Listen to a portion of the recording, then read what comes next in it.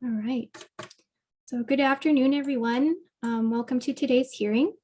My name is Katie Bravo Stewart. I am the clerk to the Subdivision and Development Appeal Board. Note that in the absence of the SDB chair and the vice chair, I hereby call this meeting of the Subdivision and Development Appeal Board to order at 2 p.m. As per section 24 of the Town of Canmore Bylaw 2019-06 for the Subdivision and Development Appeal Board, in the event of absence or inability of both the chair and vice chair to preside at a meeting, the members present shall elect one of its members to preside as chair for that meeting. Therefore, the first item on our agenda this afternoon is for the board to elect an acting chair for the May 5th SDAB appeal hearing. I look to the panel and ask for a nomination for acting chair, and I'll be asking this 3 times.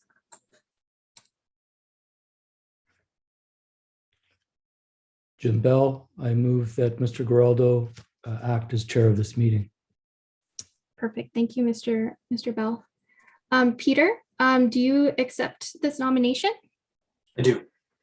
Perfect.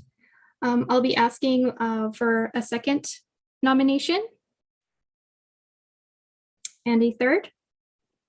Seeing that there are no more nominations, I move that the board accept this nomination for Peter Morland Giraldo to be the acting chair for the May 5th SDAB hearing today. All those in favor? Great, thank you. Any of those opposed? Okay, perfect, thank you. I believe I don't see Harry here, Jolene. Did Harry drop out? Our other SDB member? I don't see him in the waiting room. I'll just ensure all breakout rooms are closed. Okay, perfect. I'm gonna wait until Harry's back before we continue, just because we'll need Harry present for that motion. He's just admitting himself now. Okay, perfect. Thank you, Jolene.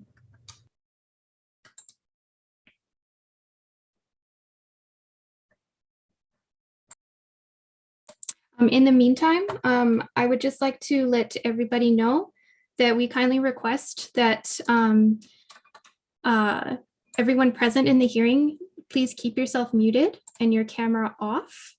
Only the SDAB members will have their cameras on for the duration of the hearing. When the acting chair indicates that it is your time to speak, at that time you'll be able to turn off your camera and unmute when speaking.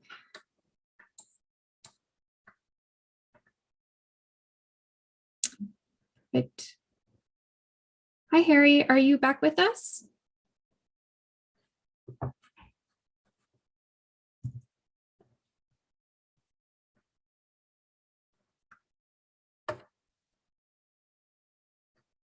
Oh, there you are. We were just doing a nomination for acting chair. Were you present for any of that, or should I redo that? I think you should redo that. Okay, perfect. So I'll go back. So I'll look to the panel for a nomination for acting chair. I'll be asking this 3 times. Are there any nominations? Jim Bell, I move that Mr. Giraldo act as chair of this hearing. Perfect. Thank you, Mr. Bell. Peter, do you accept this nomination? I do. Perfect. Thank you. I'll be asking a second time and a third time. Seeing none, I move that the board accept this nomination. Those in favor, please raise your hand. Perfect. Thank you. Peter, I will now turn this meeting over to you. Thank you. As the clerk indicated, my name is Peter Morland Giraldo. I'll be the chair for this hearing.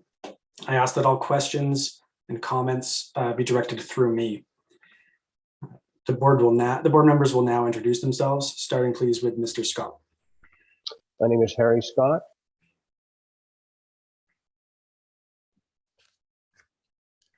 My name is Jim Bell. I have an opening statement to make, please.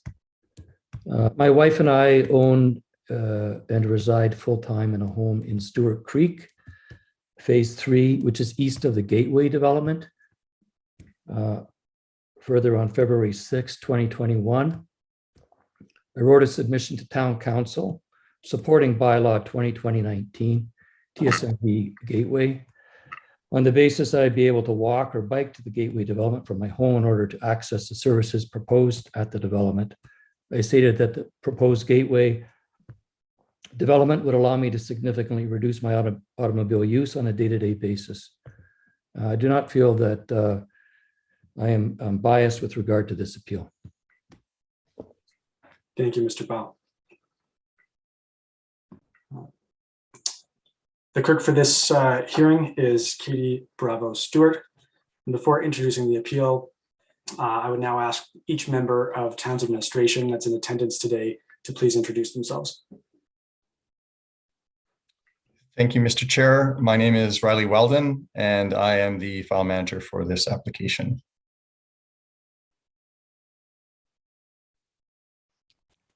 Good afternoon.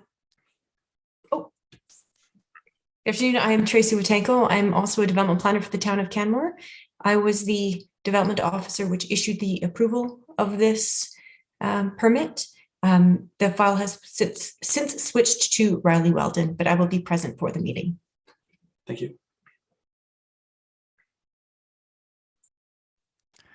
Good afternoon, Chair. My name is Brian Kinsey. I'm a community development engineer with the town of Canmore, and I was responsible for approving the engineering aspects of the application. Thank you.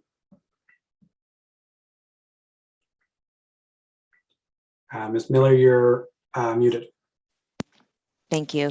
My apologies. Good afternoon. My name is Lauren Miller. I'm the manager of planning and development with the town, and our department is responsible for the issuance of the permit under review this afternoon. Thank you. Jolene Noel, meeting administrator.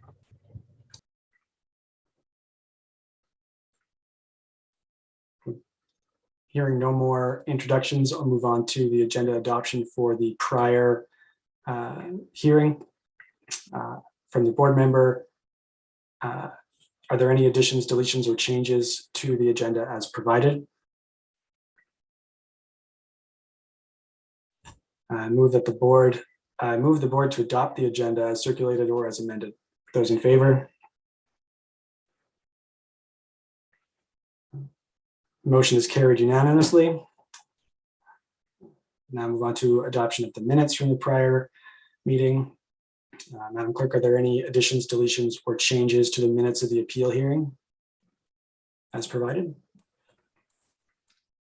No, Mr. Chair. Mr. Bell, you had your hand up.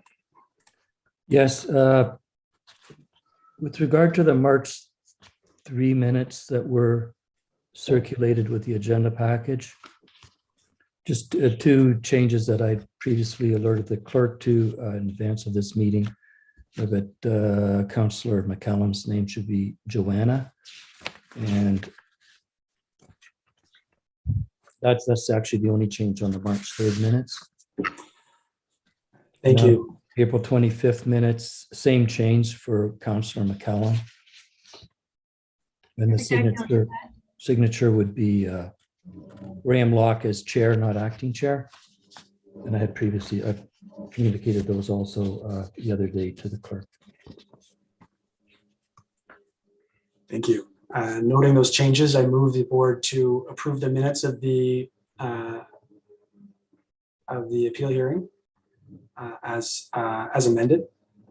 Those in favor?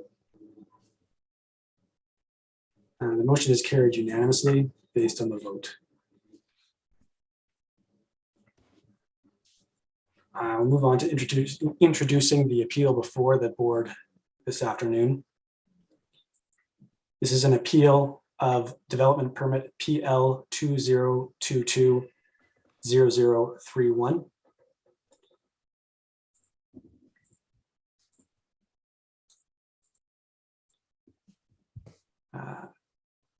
This was presented on the agenda. I'll start by dealing with two apologies. I'll now ask the appellant to introduce themselves through their agent. Good afternoon, Mr. Chair. My name is Denise Kitagawa, and I'll be speaking to you on behalf of myself and my husband as appellants. Thank you. Do the appellants have any objection to any of the board members hearing this appeal? No, Have you received a copy of the agenda package distributed to the board? And do you have any objections to any of the information provided therein? I have received a package and I have no objection to the content. Thank you. I'll move now to ask the applicant to identify themselves to the board. Good afternoon, Mr. Chair. My name is Stuart Palmer, first initial G, from the law firm of Shores Jardine. I'm the lawyer for Three Sisters Mountain Village property, who is the applicant for the permit. In response to what is likely to be your first question, we have no objection to the members of the board. We've received a copy of the package. We do have an objection to the last late submission submitted by the Hantmans. And the reason for our objection, sir, is that it is in planning matters, timeliness is important. This document is a very, very late submission coming in less than an hour before the hearing. And moreover, sir, much of the content of this takes an attack, is an accusatory or attacking tone at my client, and I object to that on that basis. So those are our submissions in regard to that last document, sir. May I respond to that? Give me one moment. We're going to move on to this as a preliminary matter, the acceptance of those 3 documents that were submitted after the submission date. So we'll discuss that momentarily. We do have one more other preliminary matter to deal with, which is that of jurisdiction. Moving on to the first matter of the first preliminary matter, which I believe will be the late submissions. And I will ask that the appellant speak to that issue as to why we should or should not accept this late document, these late documents. Madam Clerk, if you could identify the 3 documents that were received late, that would be appreciated. No worries, Peter. Just to clarify, Mr. Chair, are we addressing the matters of jurisdiction first, or are we addressing the late submissions first, or are we going to address all of them together? We'll address the matters of late submission first. Okay. And then we'll address the matter of jurisdiction. Okay, perfect. So as the clerk, I did receive 3 late submissions. Those submissions were circulated to all the applicable parties. That's the appellant, the applicant, and the file manager with the town of Canmore. I inquired if anybody had any objections. I did receive 2 objections. One was for a letter that is in non-support of the subject appeal. Another is an objection for a letter that is in support of the subject appeal. The third late submission that I received is just a correction to the PowerPoint presentation that was submitted by the applicant that's within the SDAB package. Thank you. Let's speak first to the first letter in support.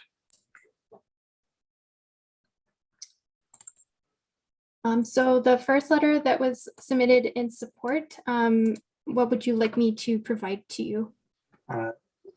Is the individual who submitted the letter present to speak to the matter, or is it just a correspondence to be added to the package? It is just a correspondence. I did inquire if the person submitting would like to be present at the hearing. In the case that the board did not accept it as new information, they did specify that they would not be able to attend today's hearing. Okay, given that it is correspondence with no one to speak in support of it, and we are, I suppose we should take a vote if this is, if anyone has any objections to its inclusion. Board members, all those in favor of accepting the document? Excuse me, Chair, I have a question. So this first document is a document in support of the appeal that we're voting on? That's correct.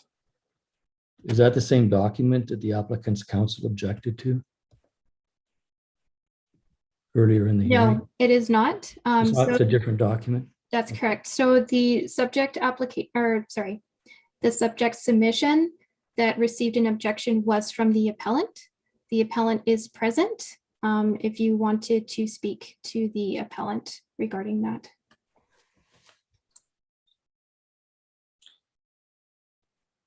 Sorry, Madam Clerk. I'm just trying to find this document in the package.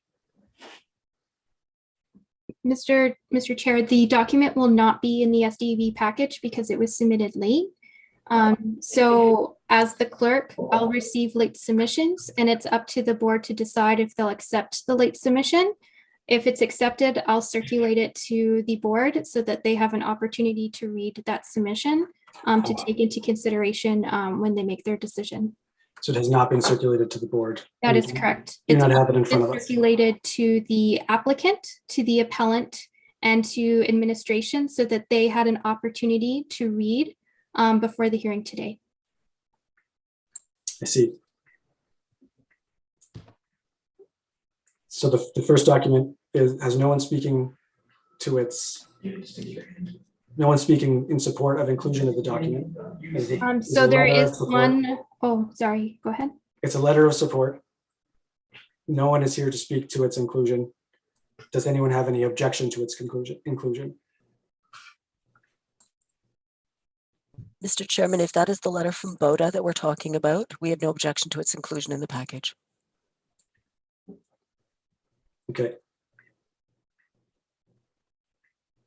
My understanding is that so I did object to the inclusion of the letter from Boda on the grounds that it was received after the deadline and the content of that letter has already been basically included in the 4 other letters against the appeal. And as for the letter in support of the appeal from Mr. Hantman, I believe he is in the waiting room and available to speak to it. Okay, let's speak to the letter from Boda first. Mr. Chair, I just have a question, clarification here. The letter from Boda, is that a letter in support of the appeal or against the appeal? That letter's against the appeal.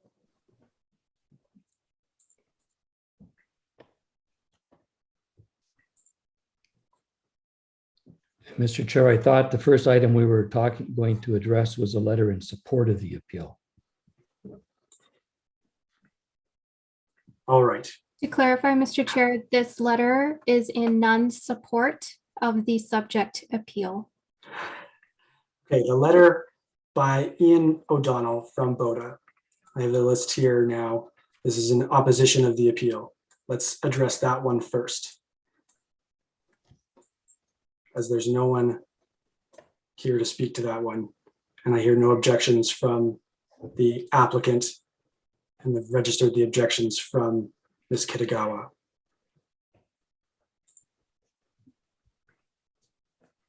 Does anyone from the board have any, I guess we should now take a vote as to the inclusion of the letter from Ian O'Donnell of Boda. All those in favor of inclusion, say aye. All those opposed? The nays have it. The letter will not be included onto the record. Now speak to the second letter in opposition from Kathleen Elhatton Lake of Shores Jardine. Mr. Chair, I can speak to that. It's just a correction in the PowerPoint. It's a photograph that should be substituted for one that's already in the materials that have been provided in advance of the deadline of filing. Thank you, Ms. Stewart Palmer. From the appellant, any objections to the inclusion of this correction? No, we've already confirmed to the clerk we're fine with the inclusion of the correction. Thank you. All those in favor of including the correction in the record? That motion is passed. The correction will be included. Finally, we'll move to the letter of support from Ken and Christine Hantman. Mr. Chair, as I've indicated on behalf of the applicant, given the late filing and given the nature of the comments that are made within that letter, we object to its inclusion. And given the comments made by Ms. Kitagawa about late disclosure, we would suggest that there would be merit in having this document also excluded from consideration by the board. Thank you. Ms. Kitagawa, your position? Thank you, Mr. Chair. I actually didn't even know there was a late submission in support of the appeal. And I note that the author of that letter is available in the waiting room to speak in person this afternoon. I'd like to confirm that he is still available through the hearing to be able to make his points in person. And if that's the case, then I concur with Ms. Stewart-Palmer.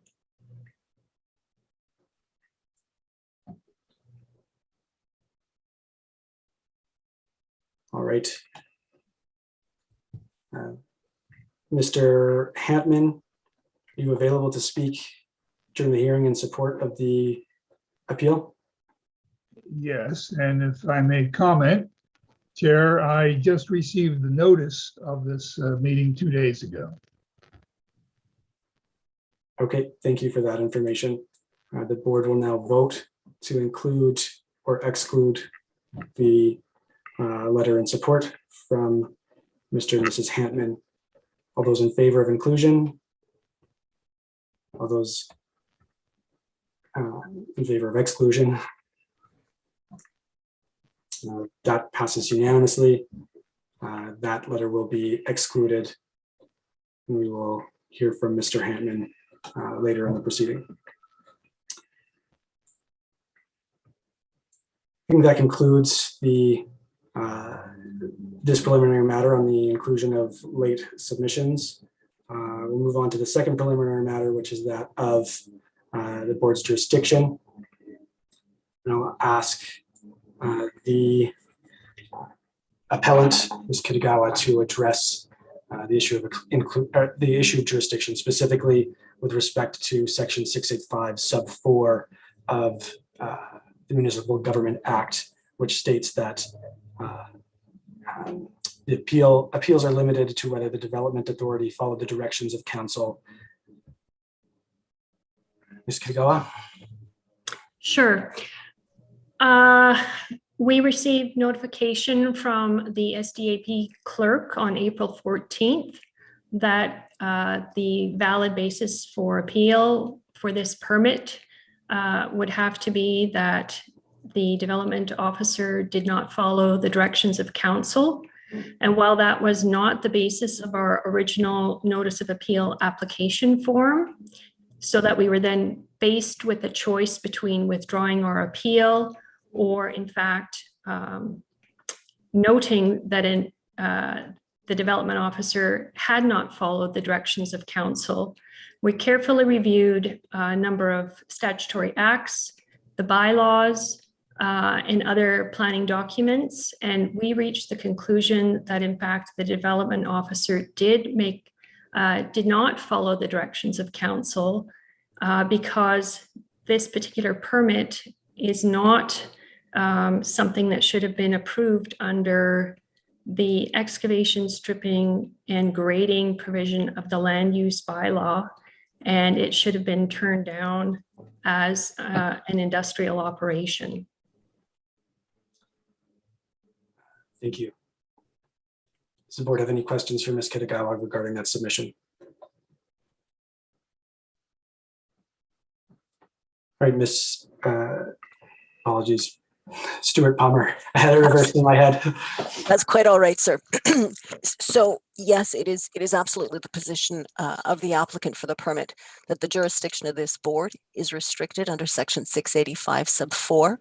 The rationale, sir, is that this district, and I think no one disagrees that this is a direct control district. Therefore, we are very clearly under section 685-4. And what that section says is that where the decision for a direct control district is made by a development authority, the appeal is limited to whether the development authority followed the directions of council. And then if that is the case, then you have no further jurisdiction. So in our submission, and we have further submissions in this regard, but in our view, having a fulsome review of the materials put forward by the development authority in the agenda package, and I can point you just quickly to the pages. I think they have done a very good job of expressing how they have reviewed the bylaw, and we have more submissions in this regard. So I'm not sure, sir, whether you wish us to go into the balance of the submissions about why it is we believe that they have appropriately followed the directions of council, or whether that's part of once you make that direction, then we'll proceed. I'm just not quite clear how far to go at this moment, so I'll just pause and let you provide me further direction. I think that's sufficient for now, Mr. Palmer. Will I think move in camera momentarily for a period of about 5 minutes to discuss, and then we will come back with a decision regarding the jurisdiction preliminary issue. Thank you, sir. I move now that the board move in camera for a period of 5 to 10 minutes. All those in favor? The motion passes. And I'll ask the clerk to move us into the breakout room, please. Perfect. Just one moment, Mr. Chair.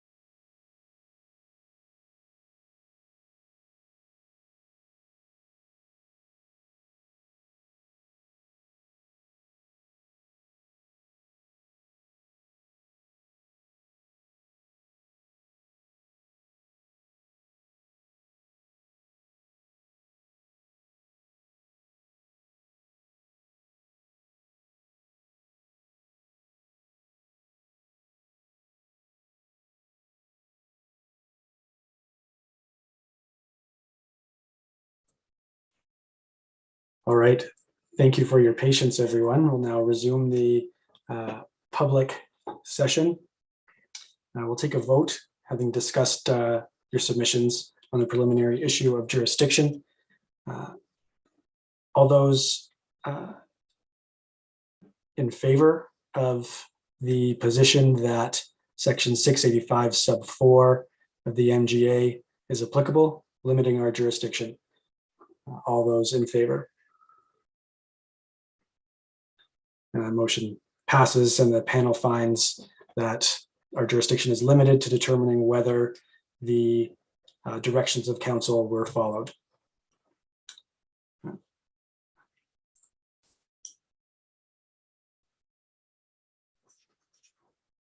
briefly discuss now that we've entered the hearing proper, having dealt with the two preliminary issues, the hearing process that this hearing will follow. First, administration will make a summary presentation of the matter before the board. We will then have an opportunity as a board to ask questions of the administration. The appellant will then have an opportunity to speak in favor of the appeal, and we'll have an opportunity to ask questions of the appellant. We will then hear from those speaking in favor of the appeal, and we'll enter any correspondence in favor of the appeal onto the record. We will then have an opportunity to ask questions of those speaking in favor of the appeal. Next, the applicant will have an opportunity to speak through counsel. We'll then have an opportunity to ask questions of counsel or the applicant if they are present. Next, we will hear from those speaking in opposition to the appeal, and we'll enter any correspondence in opposition to the appeal onto the record. We will have an opportunity then to question those in opposition. We'll then hear from those speaking neither in favor nor in opposition of the appeal, and we'll have an opportunity to question them. Finally, we will ask for clarification or closing remarks from the appellant, followed by the applicant, and finally, the town staff. The purpose of the hearing today is for the appellant and all affected parties to provide the board with information to the appeal. The board must base its decision on planning merits. As outlined a moment ago, all affected persons will be given an opportunity to speak. We ask that all speakers ensure that their comments and questions are directed to the board, and that all comments be of proper decorum and be succinct. If another person has already made a point that you would like to make, simply state that you agree with the point and continue on with your presentation or your remarks. If any person presenting is referring to a written document, including a map or photographs or a report, a copy of those documents must be left with the clerk.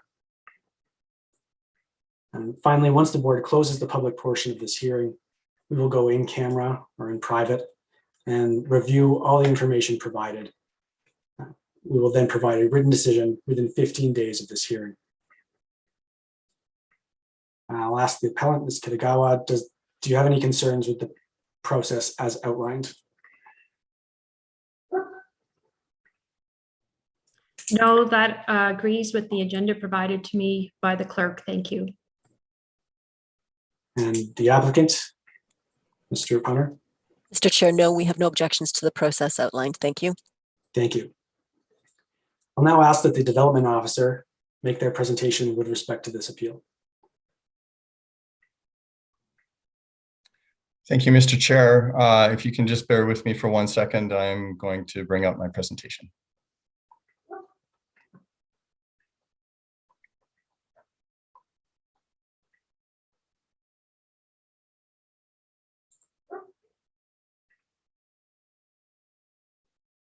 Okay, can everybody see my screen? Yes, it looks good, Riley. Good. Okay, great. Thank you. Welcome. Okay. Good afternoon, members of the board. My name is Riley Weldon. I'm a development planner here with the town of Canmore. As mentioned earlier, I am the file manager for this application, and I will be presenting to you the development permit application, which is PL 2022-0031.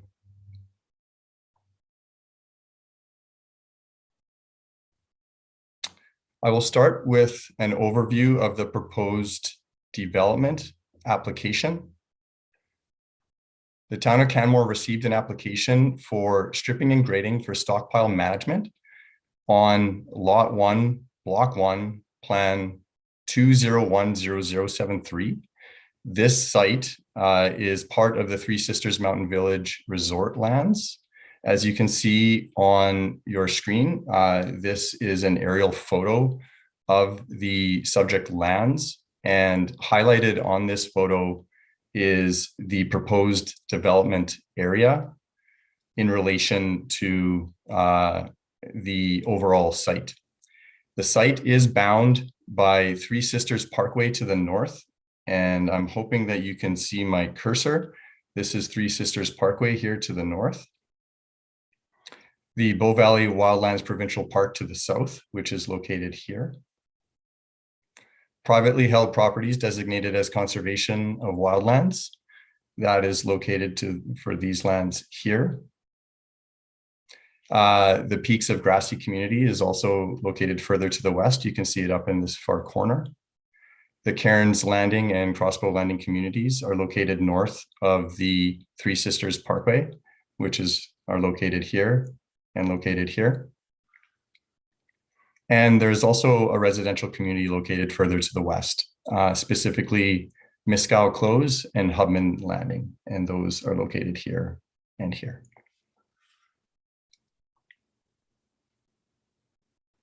The application proposes the management and alteration of existing stockpiles on the site. One stockpile consists of topsoil and the other of fill. And as you can see here, outlined by the proposed development, this is the location of those two existing stockpiles. The proposal is to bring topsoil from the gateway site located east of the subject site along Three Sisters Parkway and transferring that to the topsoil stockpile that is existing on the property. Concurrently, material from the fill stockpile, which is on the property, will be removed and then transferred to the gateway site. On your screen, you'll see that relative, the gateway site, which is located off of Three Sisters Parkway, relative to the subject site. This is a different view of the subject site and development area and the location of the stockpiles. So what you're seeing here is a view it's an aerial view looking southwest. And as you can see, outlining again the proposed development area, the existing stockpiles on the site, and then the relative location to the communities to the east. This is another aerial photo, zoomed in a little bit, showing the location of the existing stockpiles. So the proposal is to accommodate the addition of approximately 20,000 cubic meters of topsoil to the existing topsoil stockpile. That stockpile is this stockpile here, located to the left on your screen, and the removal of approximately 25,000 cubic meters of fill from the existing stockpile here, and that's to the right. Trucks will take topsoil from the gateway site to the subject site, while concurrently fill will be taken from the subject site back to the gateway site. Highlighted in yellow is the route that the trucks will be taking to and from the site to the gateway site. So again, the gateway site is here in the bottom right-hand corner of your screen. The yellow follows Three Sisters Parkway, and then entering the site here at the top corner, coming to where the existing proposed development site is. The parcel is designated GRD, which is the Three Sisters Creek Golf Course and Recreation Area Direct Control District. The proposed stripping and grading for stockpile management development is not specifically listed as a use in this district, but rather the proposed development is considered excavation, stripping, and grading. which is accommodated through the Town of Canmore Land Use Bylaw Section 1.5, uses not listed but allowed in all districts. In accordance with this section, excavation, stripping, and grading is considered a discretionary use in all districts. This includes the DC district, and the application for this activity is considered a discretionary use.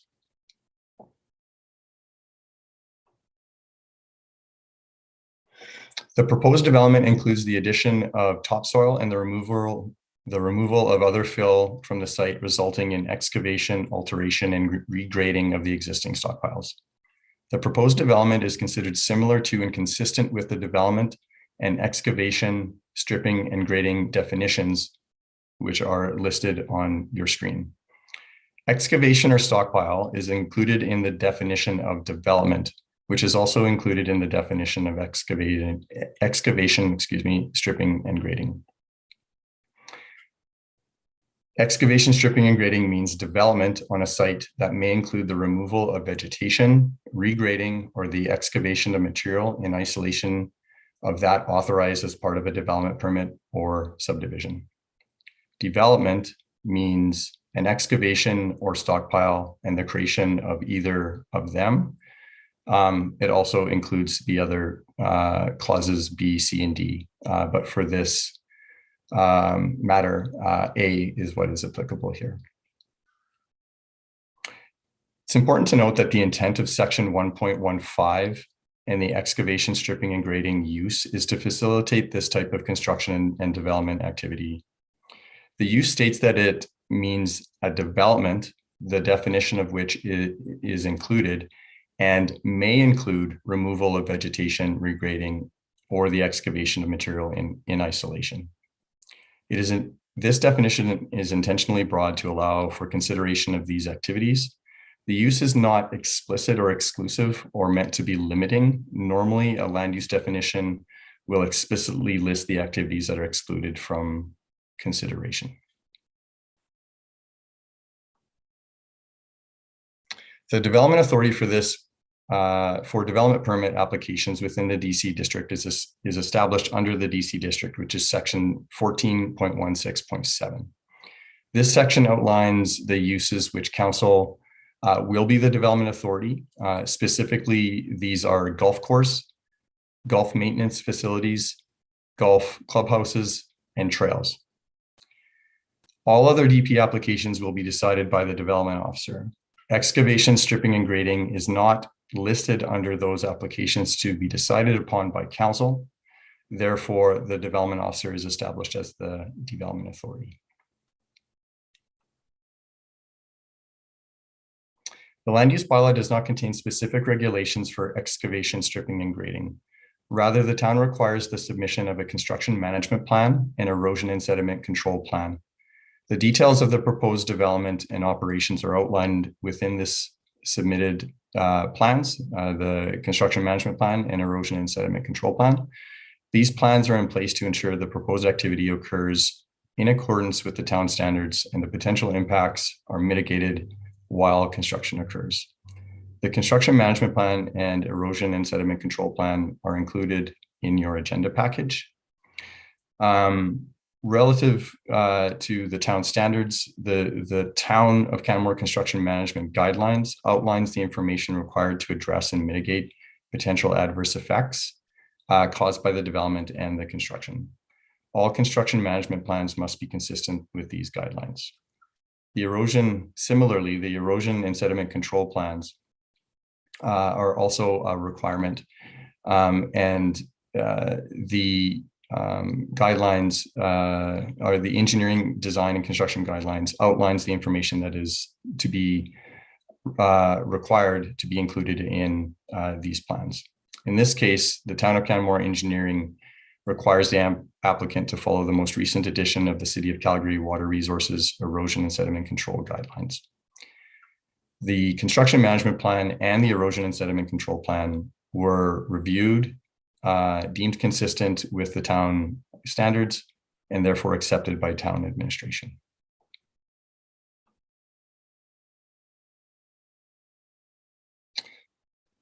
The application proposes the management and alteration of existing stockpiles on the site, which includes the addition of topsoil to the existing topsoil stockpile on the site and the removal of fill from the existing fill stockpile on the site.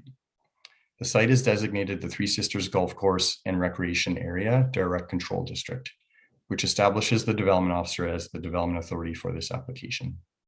The proposed development is consistent with the excavation, stripping, and grading definition, which is considered a discretionary use in the Direct Control District in accordance with Section 1.15 of the Land Use Bylaw. The Construction Management Plan and Erosion and Sediment Control Plan were submitted as part of the application. These plans were reviewed and deemed consistent with the Town of Canmore standards and therefore accepted. As a result, the development officer approved the development permit PL 2022-0031 with conditions. The recommendation for the Subdivision and Development Appeal Board today is to approve the development permit PL 2022-0031, subject to the conditions of approval set out in your agenda package, which is Schedule A. That does conclude my brief presentation, and I'm happy to answer any questions that you may have. Thank you, Mr. Weldon. Panel, any questions for Mr. Weldon? Mr. Bell. Thank you, Chair. Mr. Weldon, thank you very much for your presentation. That was very helpful. My first question relates to the notice of decision dated March 15, 2022. In that notice of decision, it says the approved use is stockpile management, similar use to excavation, stripping, and grading. And I'm just wondering where the authority in the bylaw is to approve a use, stockpile management, that's similar to another use, excavation, stripping, and grading. Through the chair, yeah, thank you for that question. The determination of the town administration and the development officer is that the excavation, stripping, and grading use is that the activity that was proposed is consistent with that use, as outlined in my presentation. Now, the development permit or the notice of decision rather does list it as being similar to that use, but it is in fact was determined to be consistent, and therefore the development authority did approve the application. Okay, thank you for that response.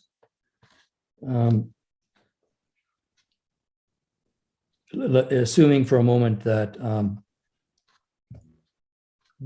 the proposed development is consistent with excavation, stripping, and grading definition use,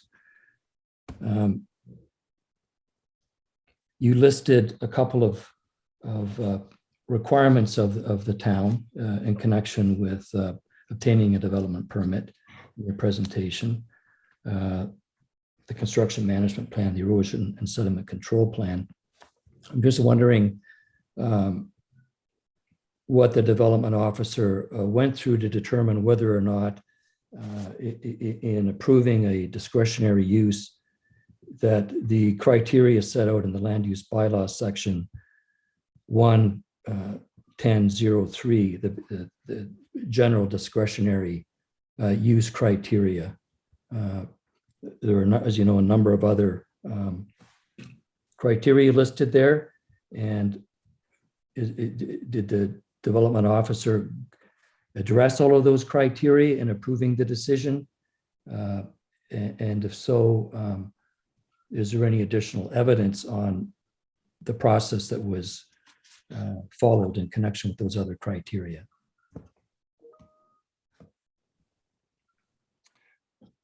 If you can just give me 1 second, I am going to look at the section that you're referring to in the land use bylaw. I'm just doing that now.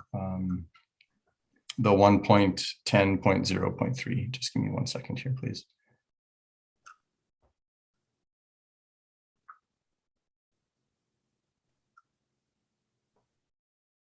And I might just ask as a preliminary matter on that, are you of the view that that is a direction of council, that general provision of the land use bylaw? Okay.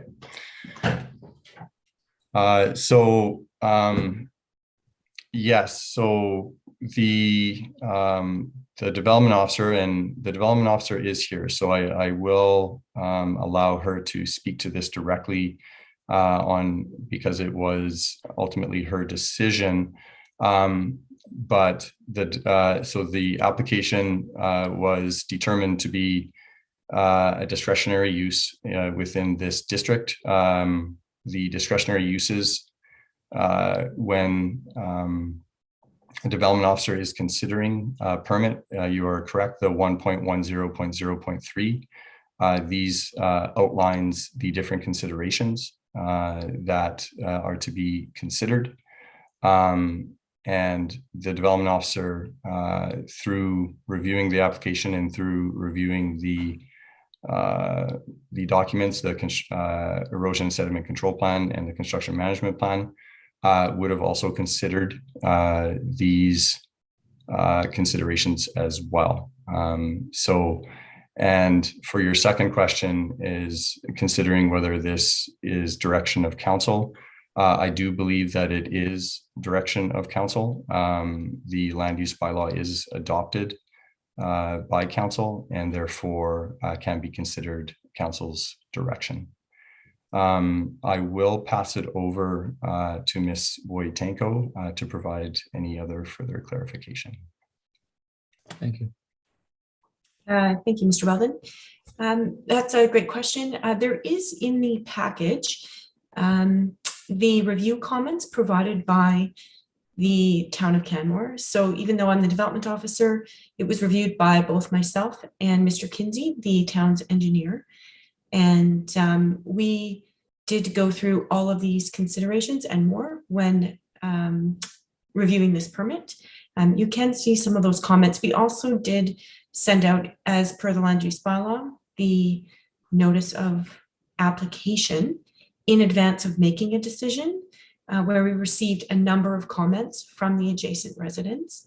All of these comments were read and considered prior to making a decision. And actually there was feedback provided to the applicant regarding some of these concerns. So I do believe that your question 1.10.0.3 was considered in making the decision. Thank you. Mr. Chair, no further questions from me on this particular issue.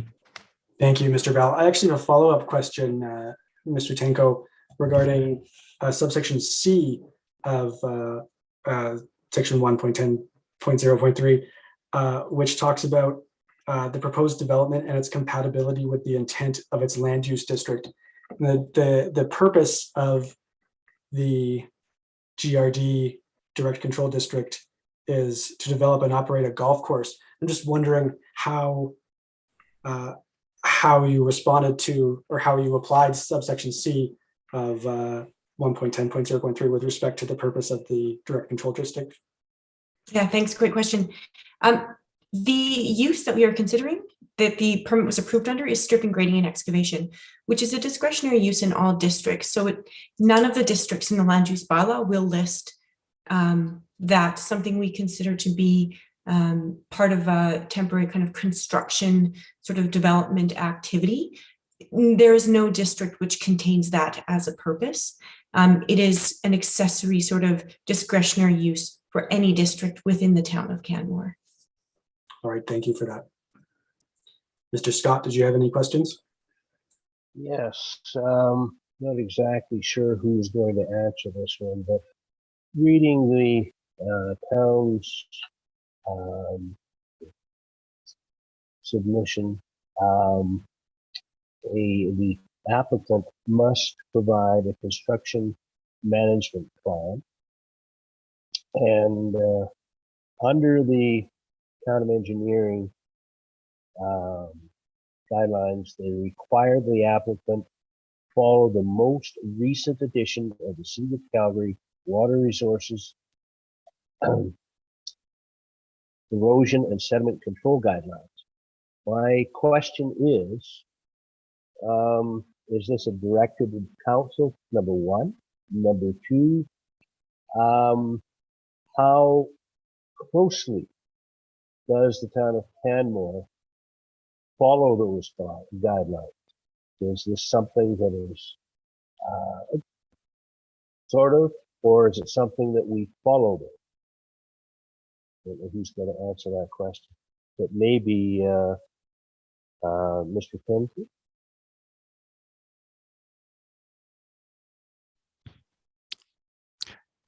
Through the chair, thank you, Mr. Scott, for your question. So the engineering, design, and construction guidelines are, to the best of my understanding, a document that is presented to council for information, but is not a council adopted document. So my understanding, procedurally, it is reviewed and accepted by the Chief Administrative Officer. As is typical for the town of Canmore, we refer to the City of Calgary for a number of different standards, the ESC guidelines being one of those. So the town, we do apply a number of the criteria used in that document. For example, looking at development size and the different types of ESC plans required based on the size of a development. And in this case, we enlisted a third-party review to perform a review of the erosion sediment control plan. And that review is conducted by a consultant who is a professional who operates regularly in the City of Calgary, preparing and reviewing ESC plans. Okay, so a follow-up question on that. We are not provided with his review or whether he, wherever it goes, because to me, there's the construction plan. There's a lot of areas that it does not follow the City of Calgary management plan. And so I'm trying to ascertain what our guidelines actually are. Certainly. So the town does have a set of guidelines specific to the preparation of a construction management plan. And you will notice in the construction management plan submitted by the applicant, they've responded to each of the criteria that are listed in the CMP guidelines. In regards to the erosion and sediment control plans themselves, those we have the set of drawings and the accompanying calculations, which were reviewed for conformance and compliance with the City of Calgary guidelines. Okay. Yeah, the erosion plans, I have no problem. So they're I think they're fine. Other than, I'm not sure why it isn't detailed in there as to certain aspects of a extended period of time where soil is being put in and taken out under the Calgary guidelines. That needs to be mulched every 30 days to maintain that there's no real erosion. And there's another number of other things that sort of in the management plan that are could be tightened up a little bit, but I'm not sure. As I say, I don't know what the direction is from the town to the consultant. So it's very, very difficult to say.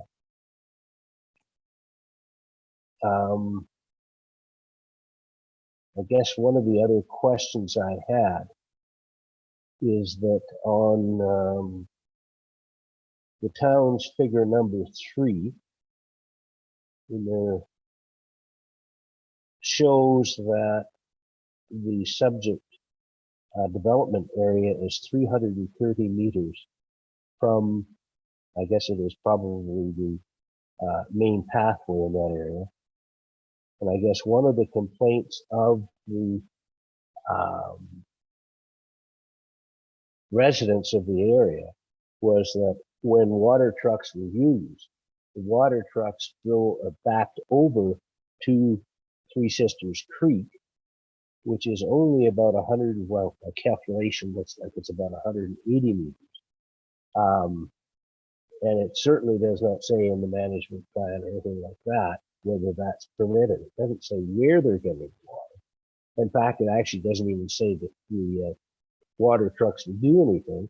It's just they will be on site during dry time. So I guess my question is, would they infringe on that 330 meter buffer? Or is that? Again, through the chair to respond to Mr. Scott, I agree that that wasn't addressed specifically in the construction management plan. Typically, water trucks are filling from, the town has a water fill station in the Palliser lands. So that would be my baseline assumption, is that would be where the water trucks would be filling their water. Of course, during construction, we take what I'd call an adaptive management approach. So if we do respond to complaints or observations in the field and can make adjustments and corrections at that time. If I can, Mr. Chair, just to add to Mr. Kinsey's response with regards to the figure, the area that was identified as an attachment was a distance. If Mr. Scott, just to clarify, if you're referring to the 330 meter distance from the stockpiles, that was a measurement to indicate the approximate distance from the stockpile location to the closest property line, residential property line. Okay. Yeah, so just for clarity, that's not necessarily a buffer, but just to provide that information of an approximate distance from the stockpile to the residential property. Yeah. I guess my question is, should that not be a buffer? Anyway, I think that's all I have at this point.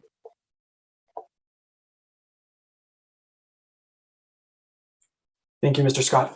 I have a number of questions to do with the direct control district under the land use bylaw, which has a number of requirements that it's unclear from the materials in front of us have been followed.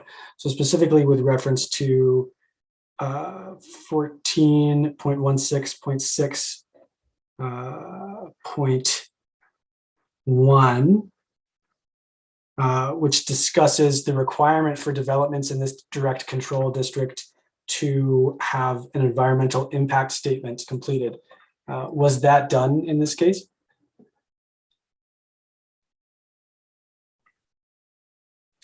Mr. Chair, no, an environmental impact statement was not provided specifically for this application. Administration for the direct control district, it was administration's view that these specific regulations within the DC district itself were related to the district uses. An environmental impact statement was not deemed necessary in this case. If you do look at the list of uses within that district, and if you just give me 1 second, I am going to bring those up for my own reference. So please just bear with me for a second.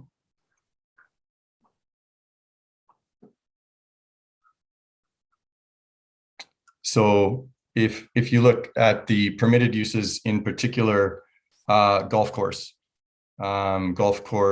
clubhouse and facilities, golf course maintenance facilities, and public parks, those types of uses within this district, would be of a size and scale that would require an environmental impact assessment, and that's how administration viewed these specific regulations within the DC district.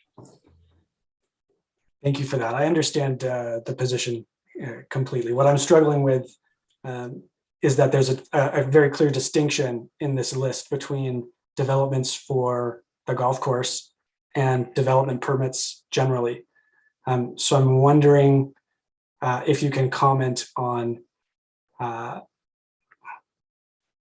guess you already have, the town views this all as dealing with the golf course rather than making the distinction as the land use bylaw has.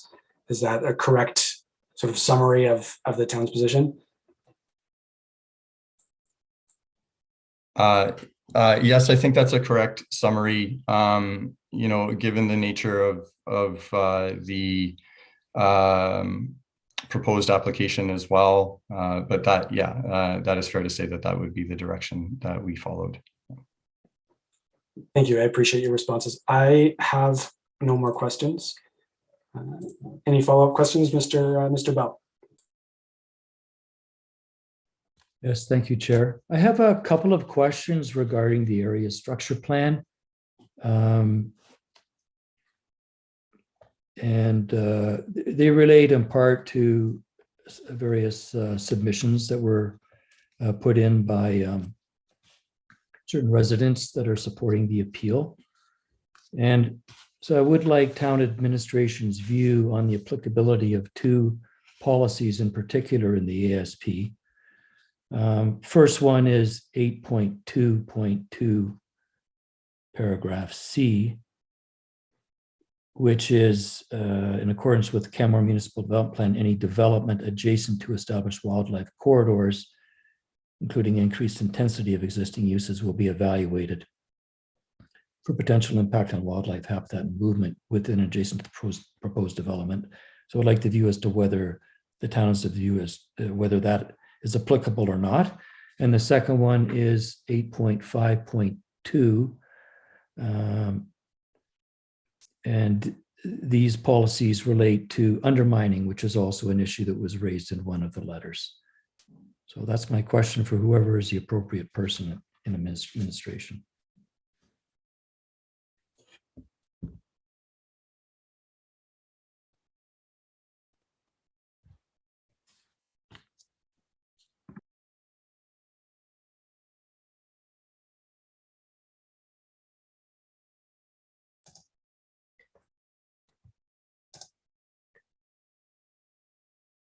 Hi there. I think we might have just lost Riley from the meeting. He seems to have just dropped out. I would suggest we wait until Riley comes back until we proceed. Thank you. I agree.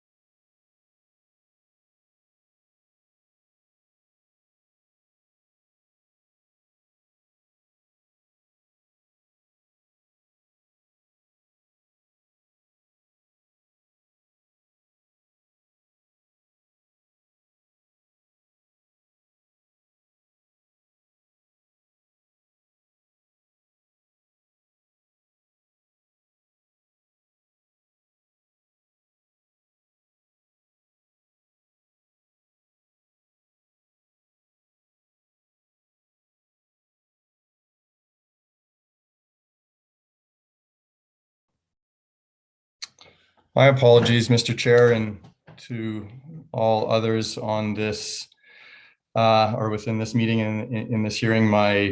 Unfortunately, my computer just crashed, so I'm back up and running. So my apologies for that. If I can, Mr. Bell, if you don't mind, can you please just repeat your question, and I'll be able to respond accordingly. Through the chair, happy to do so. Yeah, my questions relate to the area structure plan for the resort area. And it relates to whether a couple of policies set out in the ASP are applicable to this proposed development. First one is 8.2.2, paragraph C, which relates to development adjacent to established wildlife corridors. I can read that out for you if you'd like. Any development adjacent to established wildlife corridors, including increased intensity of existing uses, will be evaluated for its potential impact on wildlife habitat and movement within and adjacent to the proposed development. So, and then there's another part that says, as part of the development permit application and review process, the development authority will circulate applications as appropriate to relevant committees and agencies such as Community Services, Environmental Advisory Review Committee, and Alberta Sustainable Resource Development for information and comments. And the second policy I'm wondering whether it's applicable or not is 8.5.2A, which says proposed subdivision or development on undermined areas shall be in accordance with the Canmore Undermining Review Regulation. And so paragraph B goes on to say development on or in close proximity to undermined areas shall be subject to evaluation reporting, evaluated pursuant to the undermining policies contained in the town's municipal development plan. Thank you for that. And through the chair, in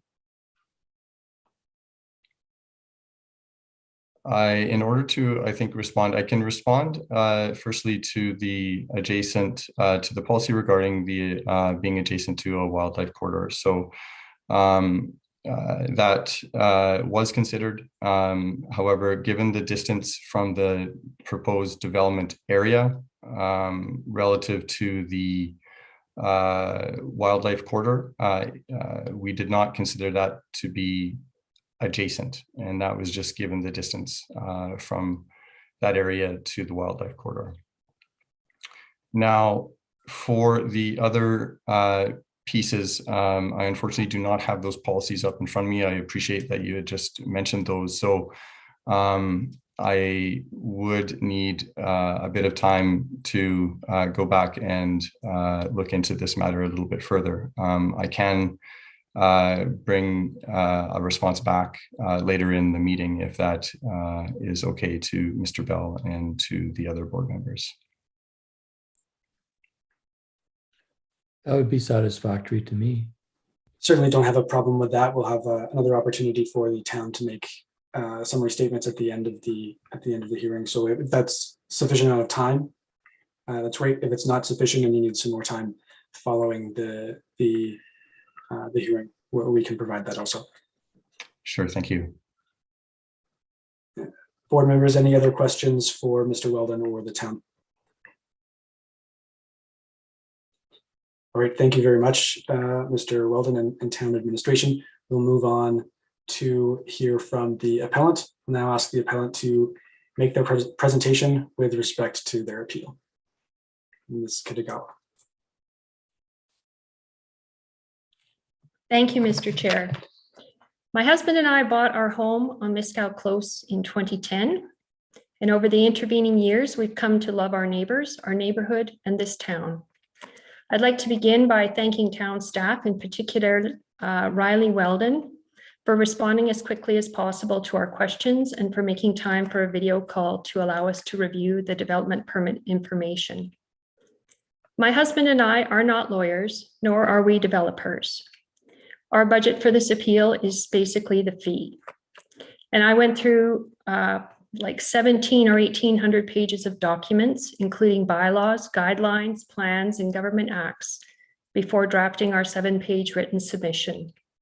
Those 7 pages turned out to be a small fraction of today's agenda package.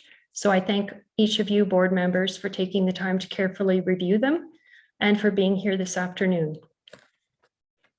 I've suffered many asthma flare-ups triggered by dust coming off this site over the past 9 years, especially in high wind events and when stockpile materials are processed.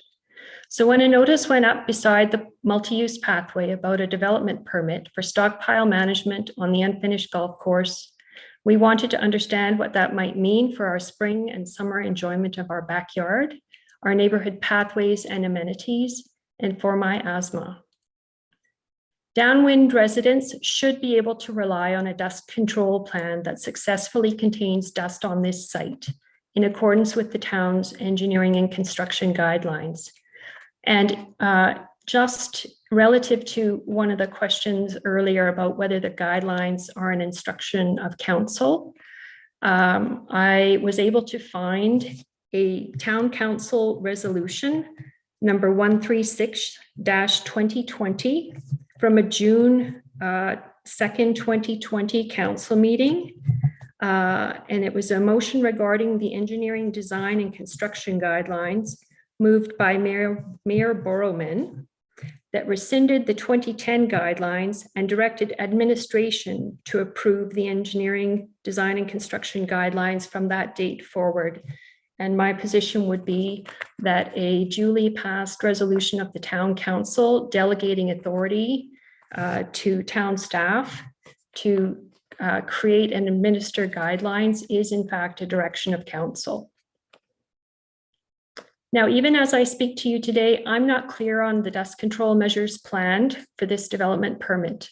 The applicant has provided 3 different answers.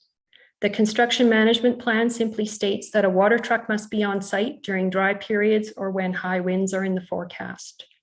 And when we asked what exactly is meant by high winds, the development planner obtained and forwarded to us the following response from McElhaney, the applicant's consultant.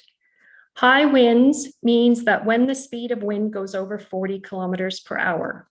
A contractor will monitor the Environment Canada forecast for winds and wind gusts that are over 40 kilometers per hour.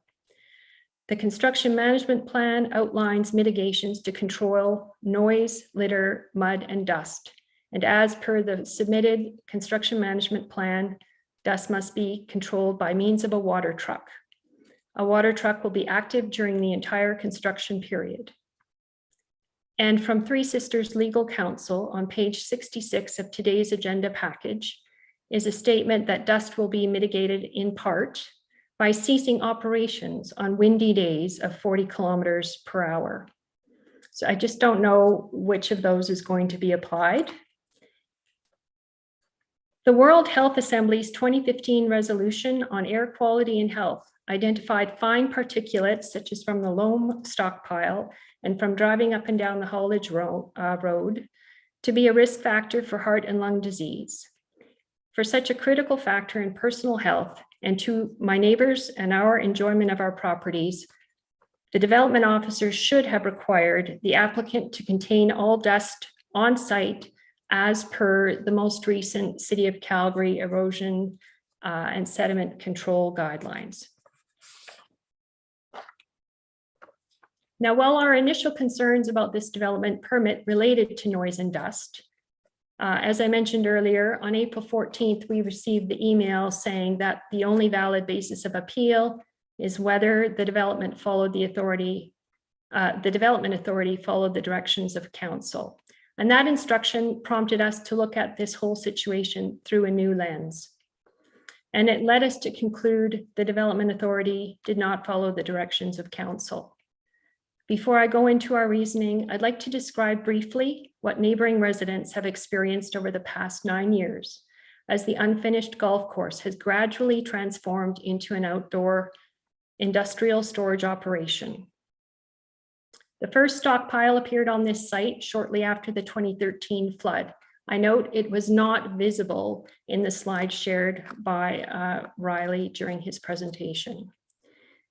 It was an emergency situation in 2013, requiring heroic heavy equipment operators to remove debris from the steep creeks around Canmore as quickly as possible, including from Three Sisters Creek. That initial stockpile was still on site in 2016 when 2 more stockpiles appeared. Those 2016 stockpiles are made up of materials hauled in from Stewart Creek Phase 3. SDAB decision DP 2018-105 related to screening of the loam stockpile includes a finding of fact that no development permit was issued for those 2016 stockpiles on the GRD Three Sisters Creek Golf Course and Recreation Area DC District. Twice over the years, we've observed extended periods of industrial processing of the stockpile materials at this site. First, a gravel crushing, sorting, and hauling operation.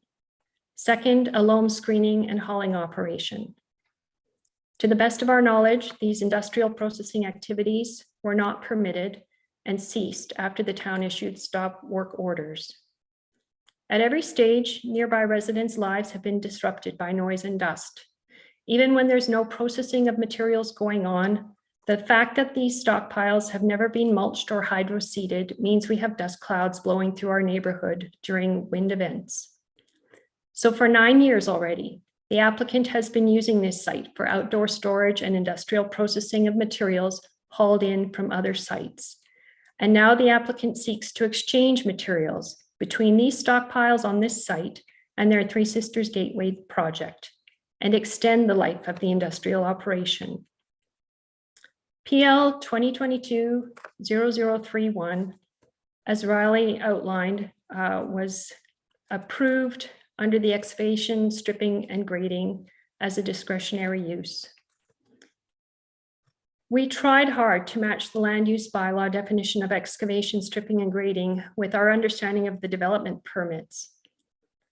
But the only way we can see the words excavation and grading apply to this development permit is because there would be excavation of the common materials stockpile, materials hauled in from Stewart Creek, not native to the site, and stored here since 2016. And that excavation is necessary to load trucks to supply some of that material as fill to the Gateway project.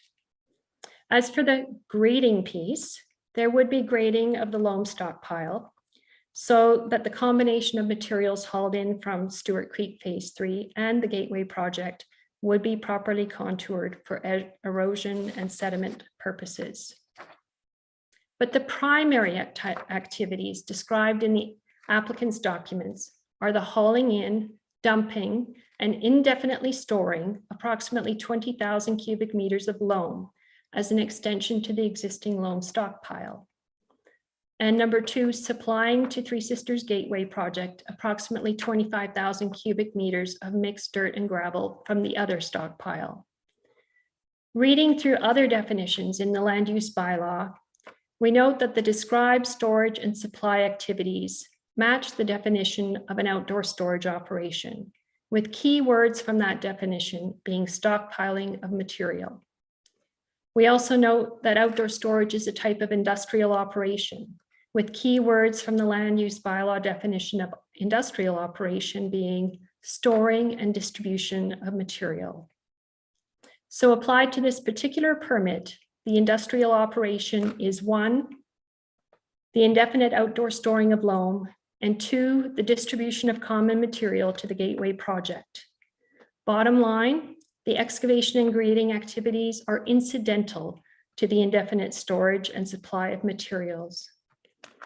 The fact that this is a development permit for, quote, stockpile management, bracket, similar to excavation, stripping, and grading, close bracket, end quote, and not simply a development permit for excavation, stripping, and grading supports that conclusion. They don't really make a good fit under land use bylaw paragraph 1.15.0.1a. For the development officer to ignore the industrial outdoor storage nature of the activities on this site and approve the development permit as excavation, stripping, and grading, it's like a zoo manager painting white stripes on a black horse and calling it a zebra. So please, call a horse, overturn this development permit on the grounds the development officer erred in giving the green light to an outdoor storage operation in a direct control district in which an industrial operation is neither a permitted nor discretionary use. Thank you. I'm happy to take questions. Thank you for that, Ms. Kitagawa. That was very helpful. Board members, any questions for the appellant?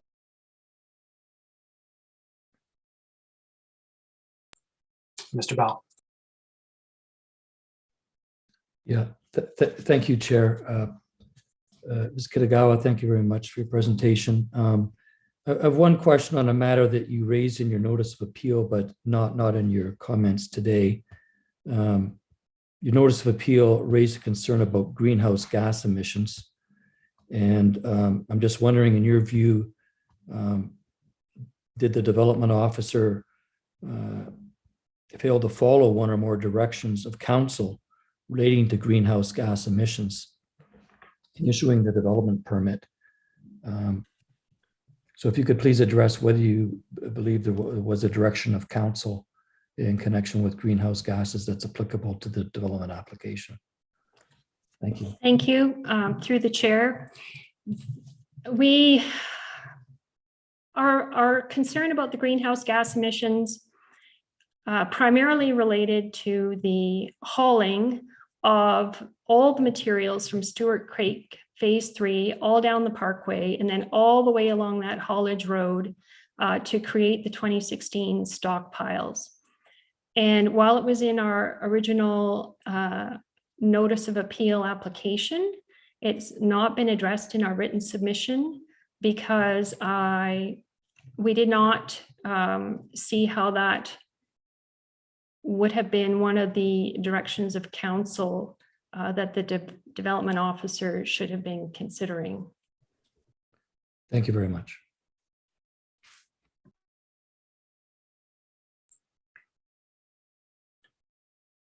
Mr. Scott, any questions? I also have no questions for you, Ms. Kitagawa. Thank you so much for your presentation today. We will now ask any other individuals speaking in favor of the appeal to please come forward. We'll have Ms. Bravo Stewart call them in order of registration. Thank you, Mr. Chair. We do have one person that may need to leave early. I'm just pulling up my list right here. Okay. All right, so we have 1, 2, 3, 4, 5, 6. So there's 6 people that wish to speak in support of the subject appeal.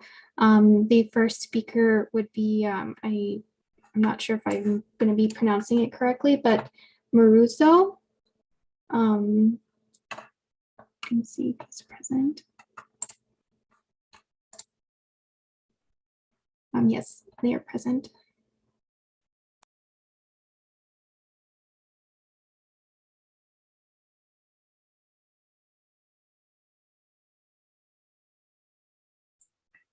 All right, if we could hear from, is that last name? I see Ken Hantman has his hand up, but the person that's next to speak would be Marius Sapiasko? Yeah.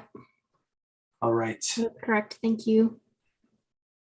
If we could please hear from that individual, that would be great.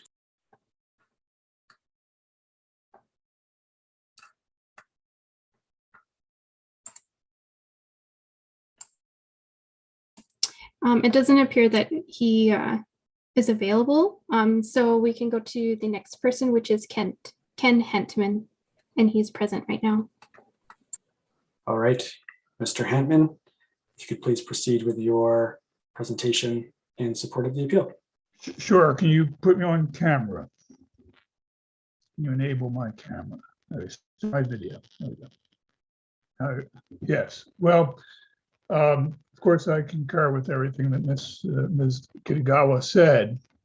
Soil erosion, dust, and sediment control is usual in projects, but it's of no avail if it's not followed. The photographs that I saw of this site looked like something from the planet Mars in a dust storm. So, my question I would have is, has the developer been fined for obvious flagrant violations of any reasonable standard of dust control?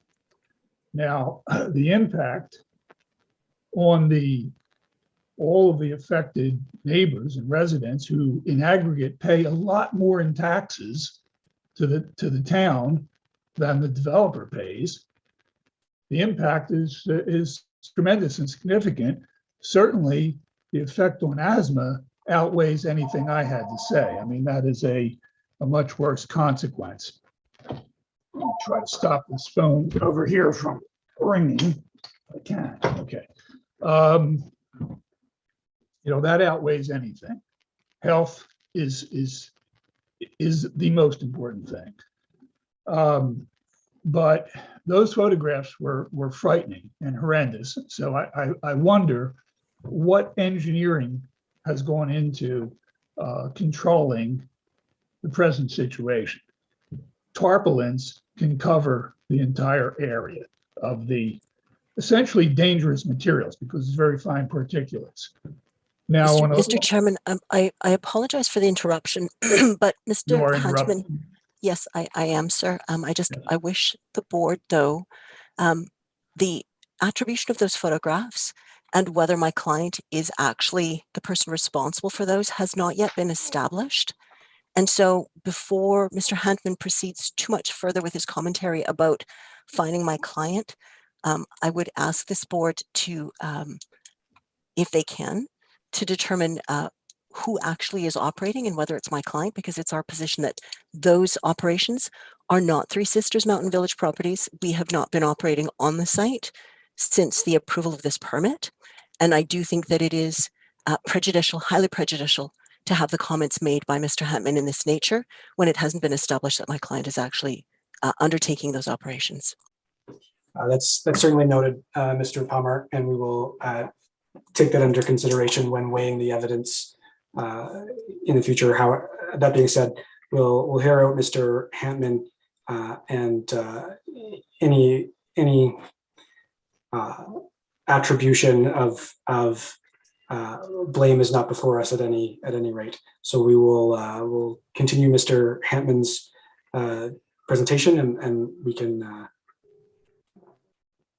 proceed. Thank you. Your objection is Chair.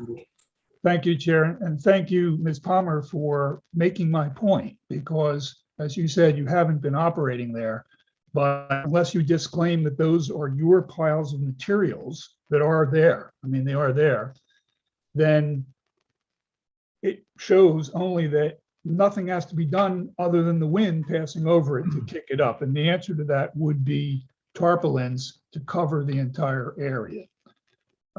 Now, the answer when materials are moved, of course, are much more demanding.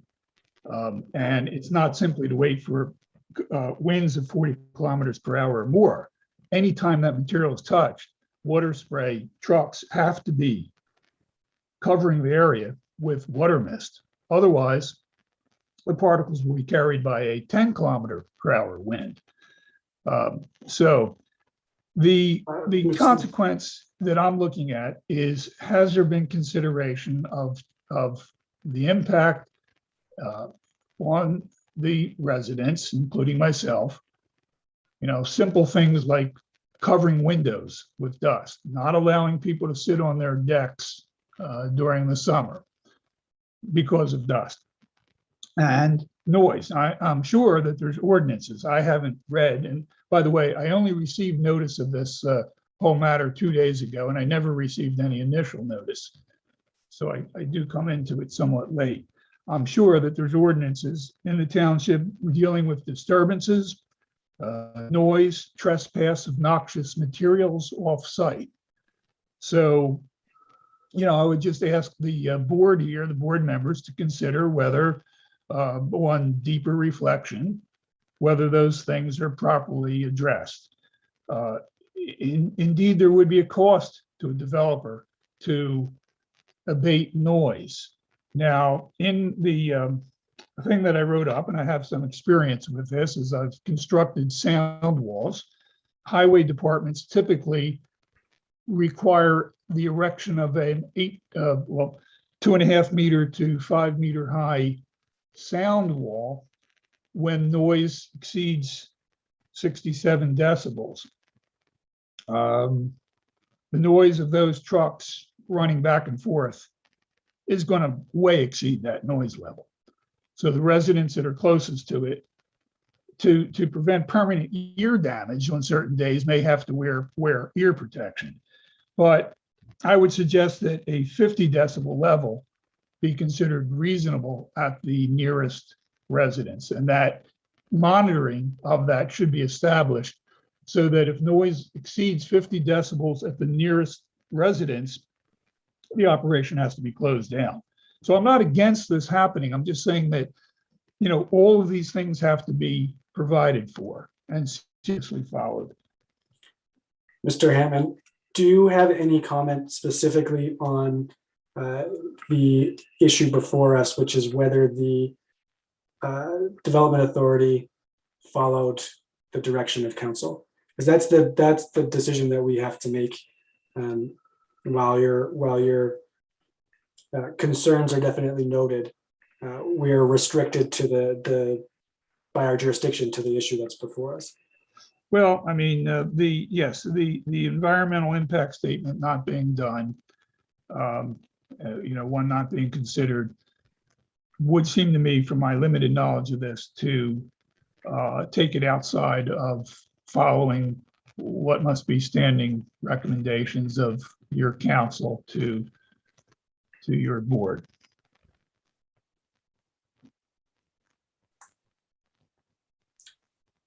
All right, I appreciate that. Do you have anything else beyond your recommendations for what the developer can do to mitigate the concerns to the neighborhood?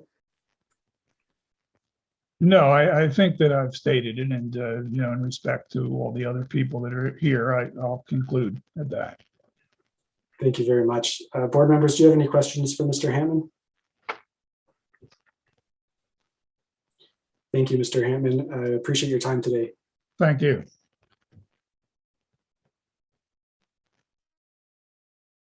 Madam Clerk, I saw that Mr. or Ms. Sapiasko came online. Are they available to speak to this issue? We will see. Just give me one moment. Yes, I am available. Thank you. Okay, thank you very much. I really appreciate the opportunity to speak in front of you. My name is Marius Sapiasko, and I am a resident of Mescal Close since 2006.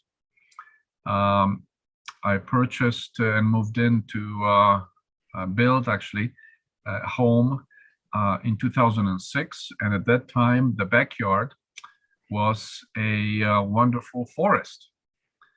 And then shortly after the and of course at that time I was informed that every tree on my own property was sacred, and there was a steep fine for doing anything to it.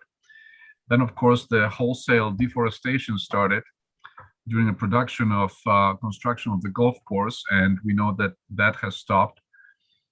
And some tranquility came back with wildlife visiting on a multiple times a day, for sure daily basis, with a large herd.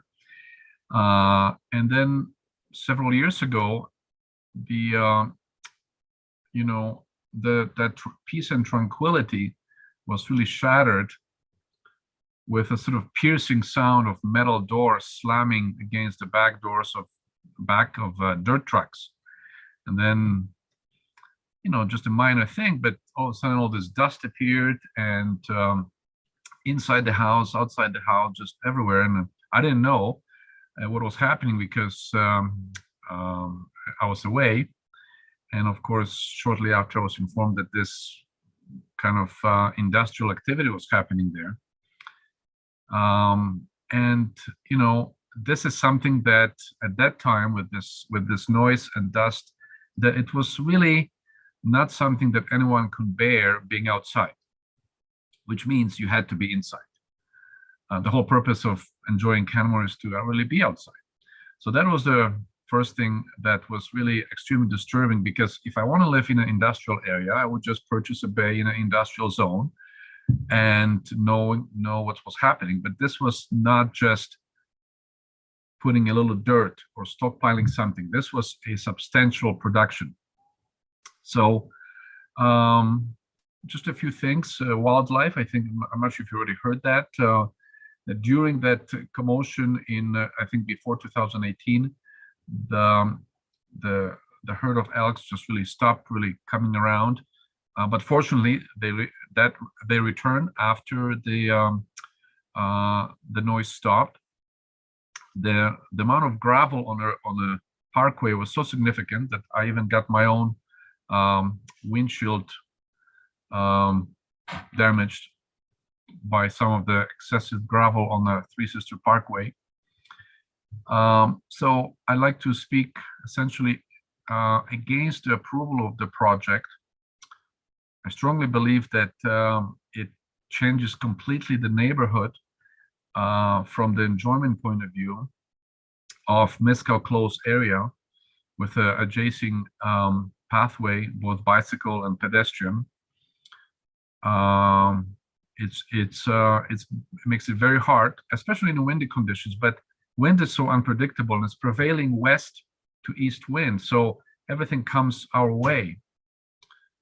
So I hope that I strongly believe that this application for development of a finished golf course violates really the Municipal Government Act section 687. In the event that this approval proceeds, I would ask that maybe any additional topsoil that is deposited would be deposited on the west side of the current topsoil stockpile. Thank you. Thank you, Mr. Sapiasko. Board members, any questions? No, hearing none. Thank you very much for your time today. Thank you. We appreciate your input. Madam Clerk, the next individual on the list, please. The next person on the list, Mr. Chair, is John DeBruin. John, are you available? Yes, I am. Thank you, Mr. Chair, members of the Appeal Board, and Madam Clerk. Thank you for the opportunity to speak. And I also live on Mescal Close, neighbors of Ms. Kitagawa. And as requested, Mr. Chair, I won't repeat the previous comments made, but strongly echo the comments made by Ms. Kitagawa and the completed speaker. And certainly support the appeal, and I am against the stockpiling. And while I understand that Counsel under MGA section 687 may make an order or a decision or conform the issue of development permit, even though the proposed development may or does not comply with the land use bylaw, if in the opinion of administration and council, the proposed development would not unduly interfere with the amenities of the neighborhood or materially interfere with or affect the use and enjoyment and value of the neighboring parcels of land. And we very strongly believe that the stockpiling management plan, as discussed and commented on by others, will significantly unduly interfere with the enjoyment of my property, my home, and as indicated by the previous speakers, many nights I was not able to sit outside. I cannot open my windows because the dust comes through the screen doors. I can wash my windows, and 2 weeks later, I have to do it again. In the previous stockpiling and activities, as previously also described, there really were very little mitigation efforts by the developer. Yes, a water truck now and then, but I point out, all a water truck does is drop water and spray water on the hauling road, but it does not impact or spray water on top of the either the fail pile or the topsoil pile. Simply isn't able to do that. And not only do we get all of the wind and dust, as previously mentioned, during the weeks or months of activity that the hauling is taking place, but it continues for the rest of the year, obviously until we get snow cover, and the following year. So this is not just a few months that we're impacted, but we're impacted for the current year and the additional year. A similar application was made, I think, either in 218 or 217-18, and that appeal was successful, and the developer was denied to do what they currently wish to do again. So I find it somewhat strange and inconsistent that they are applying again to conduct the same type of activity, which was previously denied by the appeal board. The last comment I would make, so as not to be too repetitive, is there was a comment made by one of the individuals from administration that in terms of the wildlife corridor, it was not considered adjacent. And certainly I can speak to that in the context that I've walked the back undeveloped golf course and the golf paths on many occasions. And certainly the herd of elk, which can vary anywhere from 30 to as many as 70, and I've counted them, are right adjacent to the stockpile. So clearly it has a very dramatic impact on the wildlife corridor, and maybe perhaps the elk don't stay exactly in the corridor that the charts show, but it clearly has a very dramatic negative impact on the elk herd and other animals. So I'll leave my comments at that and strongly oppose the stockpile management program. Thank you very much, Mr. Chair and members of the board. Thank you, Mr. De Bruin. Much appreciated.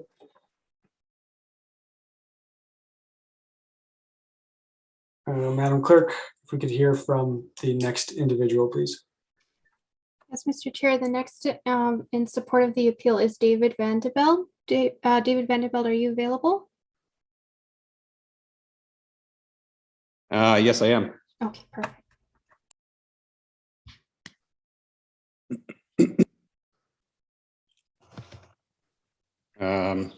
Do I have to enable the video or something else here?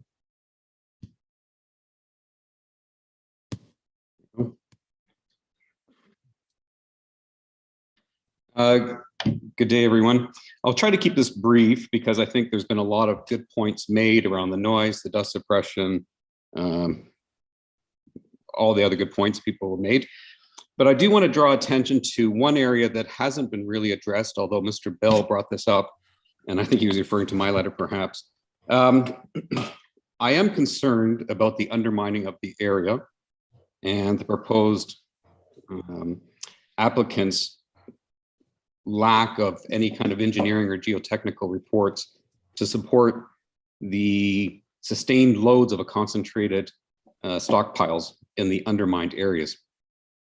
In particular, if you consider that this area is known as being undermined, the ASP directs it as undermined, and that there should be no development or residential development on these undermined areas, we are talking about putting on much greater loads with these stockpiles than any house or structure put on these areas. We're talking about 20,000 cubic meters. Put in perspective for you, I think an average dump truck hauls about 10 cubic meters. That's equivalent of about 2,000 truckloads of material to be brought into the area. It's a huge magnitude, and then you're concentrating it in point areas over the course of these football-sized fields, directly over top of undermined areas. Sinkholes open up in this area without any kind of loading on it. And on top of that, we're talking about dumping these loads over undermined areas, but then putting on dust suppression and water suppression which can only lead to further erosion of the subsurface of the area. So I'm concerned that I have not seen any substantiated engineering or technical reports to permit these types of concentrated loads. And that is a major concern to me. I mean, if we were to have a major sinkhole open up out here, the reputation of Canmore would be, well, be abysmal. And I think the risk of such a undermined catastrophe occurring far outweighs any of the benefits of allowing this permit to occur. I will also bring up one other point that I think no one else has seemed to address either, but we have an issue with noxious weeds in this area.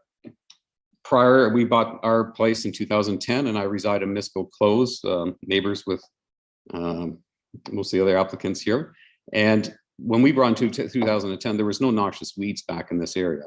After the 2016 incoming stockpiles, there's been a huge explosion in a noxious weed called a, well, I call it blue burr, AKA stick seed. It's a European shallow taproot type of weed. It blooms in the spring. It's very pretty little blue flowers. They quickly turn into these little burrs that stick to everything. And I've seen elk, coyotes, dogs walking around. If you even walk around these areas, they will stick to your clothing and you just cannot get rid of them. But they're the seeds that transmit very rapidly. So typically these weeds have been brought in on equipment. That's how they're transported from location to other locations. No doubt these stick seeds arrived on the equipment that was used to bring in this material and it has not been addressed. Since then, those weeds, this blue burr weed, has grown beyond the applicant's property. I've found them all over our neighborhood, as far as even the newer neighborhoods to the east, and they quickly spread wherever there's any kind of foot traffic or animal traffic. And that is not being addressed either, which is a major concern of mine. So, you know, overall, I think the development permit is not regarding, is not considering the directions of council. I don't think they're considering the land use bylaws or even sound engineering principles for this type of development on the land. I'll pause there. Thank you very much, Mr. Vandenbelt. Any questions from the panel? Oh, Mr. Scott? No? All right, thank you very much for your time today. Madam Clerk? Thank you, Mr. Chair. The next in the queue is Leslie Lequilinek. Leslie, are you available? I am. Does that work good for everybody? That works, yes, thank you. Okay. Thank you to the board for allowing me to speak today. As requested, I'll keep it brief and I'll try not to go over points that have already been made. The focus of what I'd like to say today, and I'm speaking in support of the appeal. I believe approval of the use of the land for stockpiling under MGA Section 687 would interfere with the use and enjoyment of our neighborhood and of the adjacent lands. And I'll just walk you through a couple of my own experiences and observations in the area. I'm also on Misco Close. Obviously, you can see we're very, very concerned about this because there's many residents that are speaking today. We are the closest neighborhood and parcel of land to this area, but there are other affected communities along the way.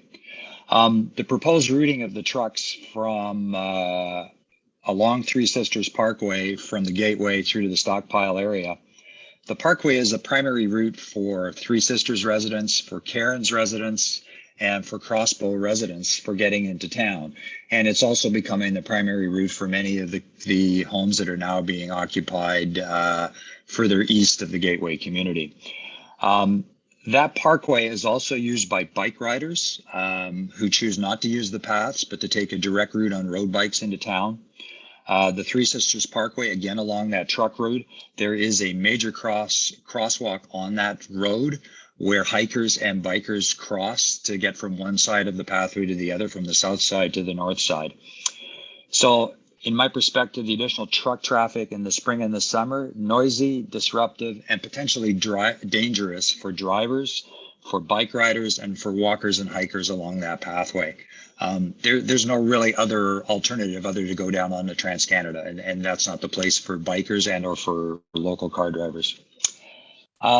The other thing that I've noticed over my years, and I've been in, like many of the people, I've been up in Three Sisters since 2006. With each passing summer, we're seeing more and more recreational use of the paths, the bikeways, and the trails in our Three Sisters neighborhoods. So we're getting visitors to Canmore from Calgary and from other parts of Canada. I think we should do everything we can to extend them our hospitality. And the areas that are being proposed for trucking and the pathways that they use are all going to be disrupted by this particular stockpiling and stripping activity.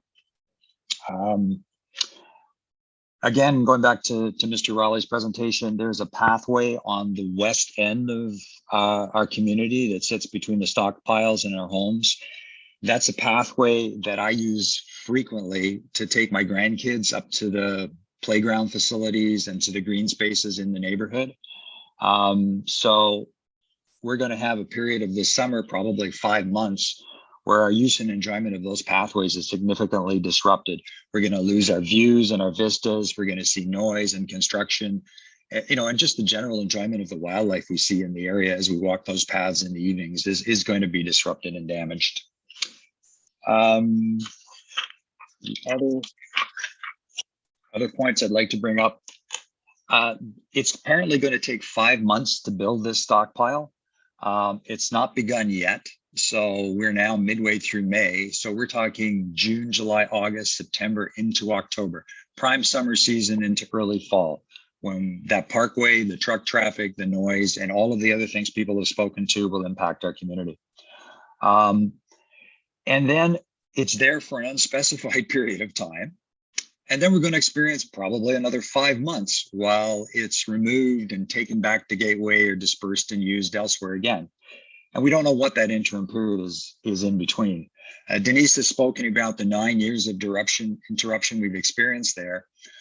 In my view, it's a lot longer. I built there in 2006. That was 17 years ago. And we still have yet, between the developer, the town, and the residents, failed to come to some understanding of what those Three Sisters resort lands are actually going to be used for. So we've had a lot of disruption, and I think we have a lot of disruption yet to come. And I would ask that all parties take due care for the residents in the area that have been part of this for a good 17 years and maybe for a good another 5 to 10 years to come.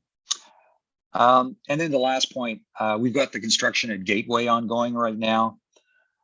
So that's another, we've got the Gateway construction ongoing. We've got construction traffic there. You're now going to put more trucks on the parkway to move the fill back and forth. So construction season 2022, we're going to have to put up with all of this, and probably well into 2023. So it's just one more disruption to our neighborhood. So I think at the end of the day, I'd really like concern for the use and enjoyment of the neighborhood, consideration for the long development period and the uncertainty that we still face, and that really that the town, the developer, that they take due care for those of us who live there and are part of this community, and that you think about the impact of all of this on us. I can see why the developer would like to use that area, but honestly, given everything that's been said today, it really is poorly sited for the use being considered. And I would ask that they look for some other location for this particular need. That's where I'll end today. Thank you for your time. Thank you very much for your contribution, Mr. Lequilinac. Sorry. No, that's fine. My mother would say, just don't call me late for dinner. We appreciate your time. Miss or Madam Clerk, I believe we have one more person on the list. Yes, Mr. Chair. So the next person in queue for support of the subject appeal is Kay Anderson. Kay, are you available? Yep, I'm here. Good afternoon, everyone. My name's Kay Anderson, and my husband and I have been permanent residents for 19 years in Three Sisters on Miscow Close. And we appreciate the opportunity to speak with you today, as we've been asked by many residents in our neighborhood in Three Sisters Creek and Hubman Landing to speak on their behalf.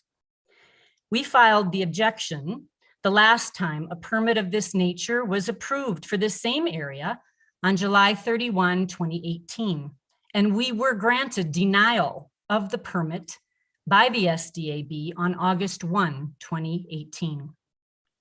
We're again writing to seek denial of this latest permit to allow for stockpile management on the unfinished golf course. Residents have not had their voices heard on the effects of approving this current stockpiling permit. And it's unfortunate that the developer did not seek our input at all to understand our concerns. We are stakeholders and neighbors adjacent to this area. So it is reasonable that you understand our position. I won't get into the whole definition from in the LUB of excavation, stripping, and grading, but I will say that stockpile management is not defined in the LUB. However, on page 352, outdoor storage means the storing, stockpiling, or accumulating of goods, equipment, or material in an area that is open or exposed to the natural elements is defined.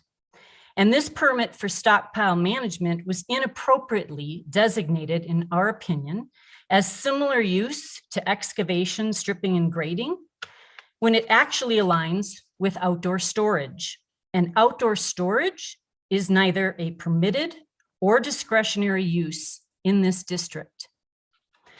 Number two, we also believe that this application for development on the unfinished golf course violates the MGA section 687.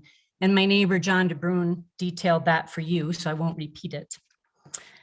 This stockpile management operation in this particular location, adjacent to our residential area, has many negative effects. And from our home, on our patio, we have personally experienced the following: unacceptable noise pollution. In the past, from morning to night, there's been constant disruption in our lives, from trucks hauling, backup beeping, machinery operations, the water truck pumping motors from the pond in the Stewart Creek area. That's where the water comes from. Dumping of dirt, rocks from trucks, the slamming of trailer doors after emptying a load, and even at one point, the illegal crushing of rocks. We've also noticed a significant reduction in wildlife that's in our area due to the noise and pollution and disruption. And we've personally witnessed, while sitting on our patio, distressed elk running across the truck haul road as a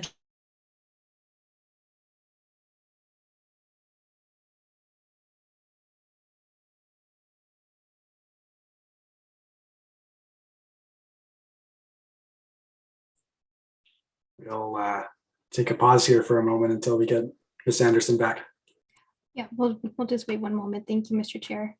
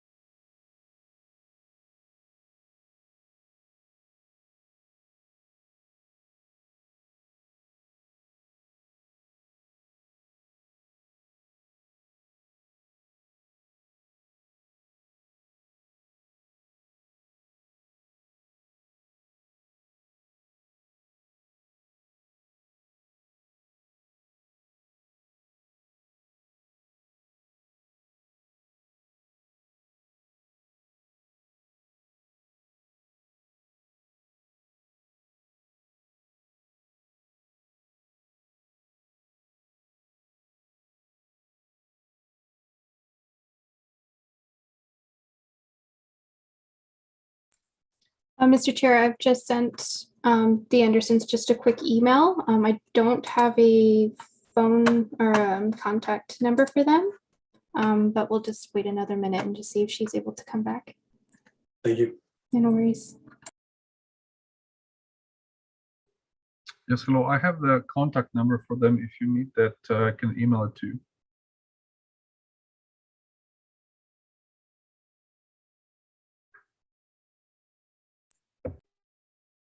Catch that, Katie?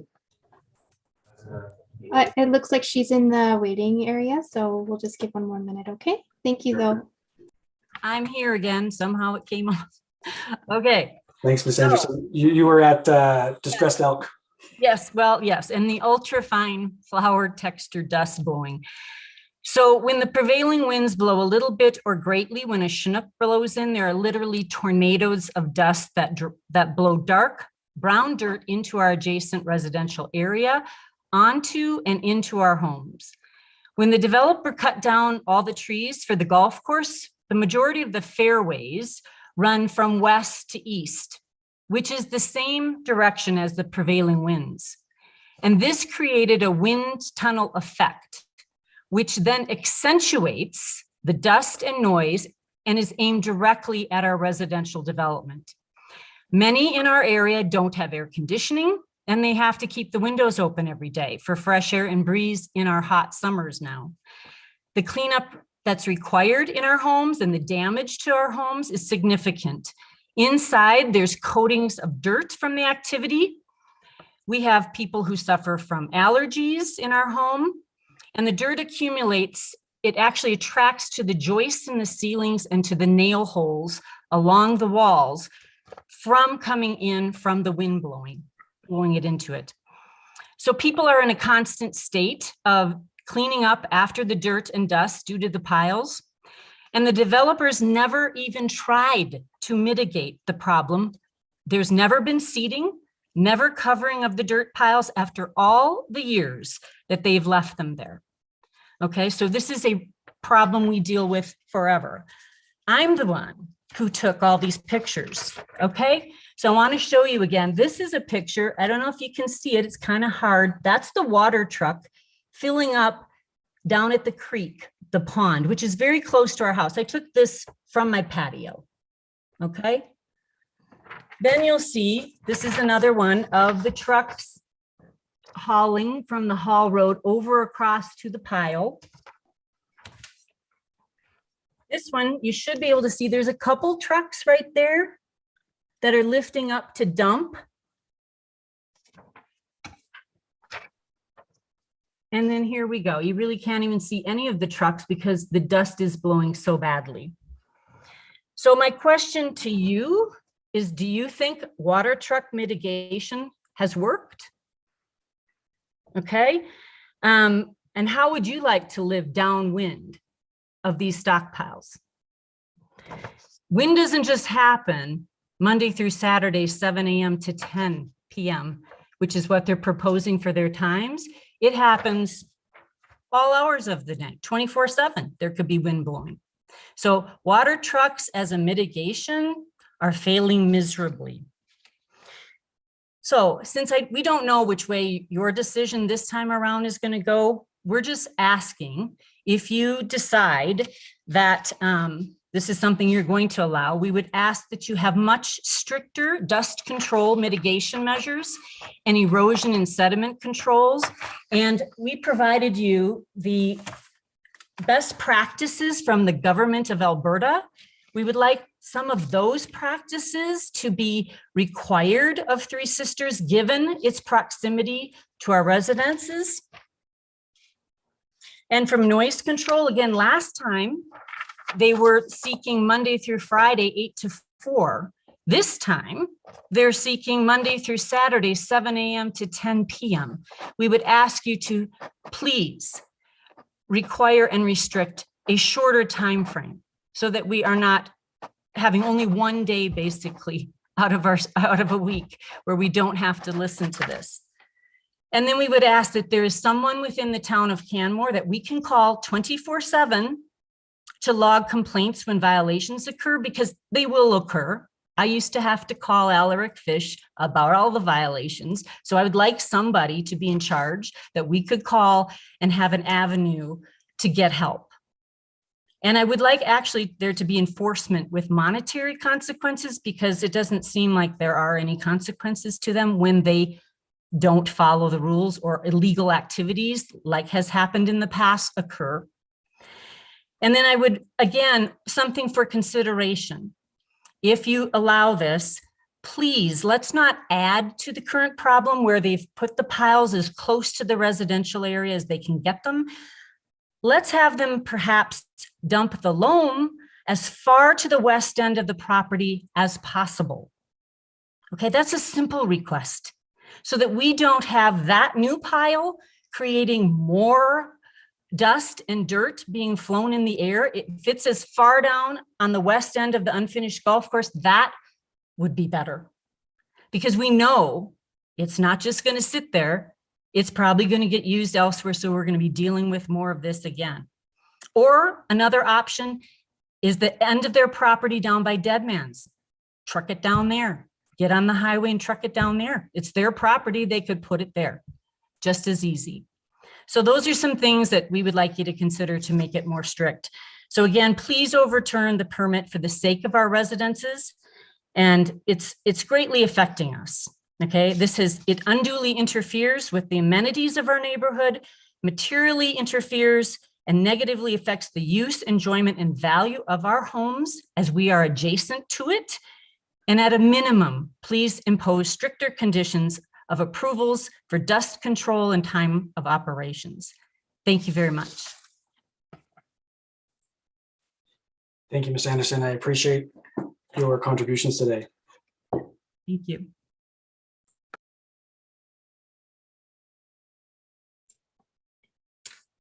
I believe at this time that is everyone speaking in favor, correct? That is correct, Mr. Chair. Are there any additional correspondence in favor of the appeal?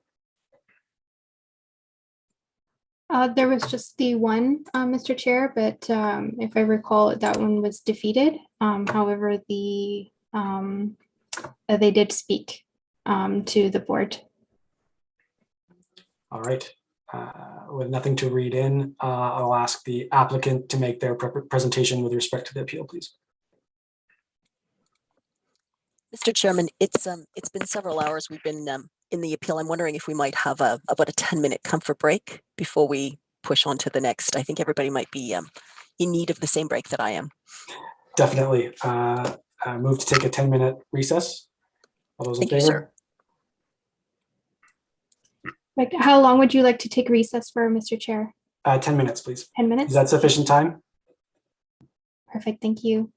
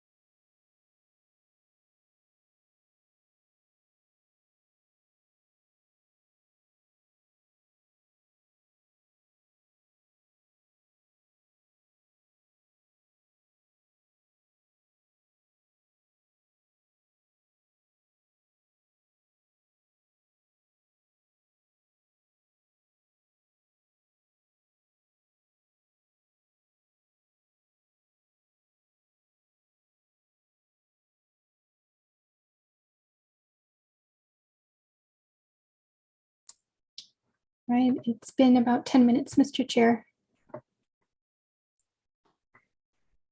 Thank you, Madam Clerk. Let's resume the hearing.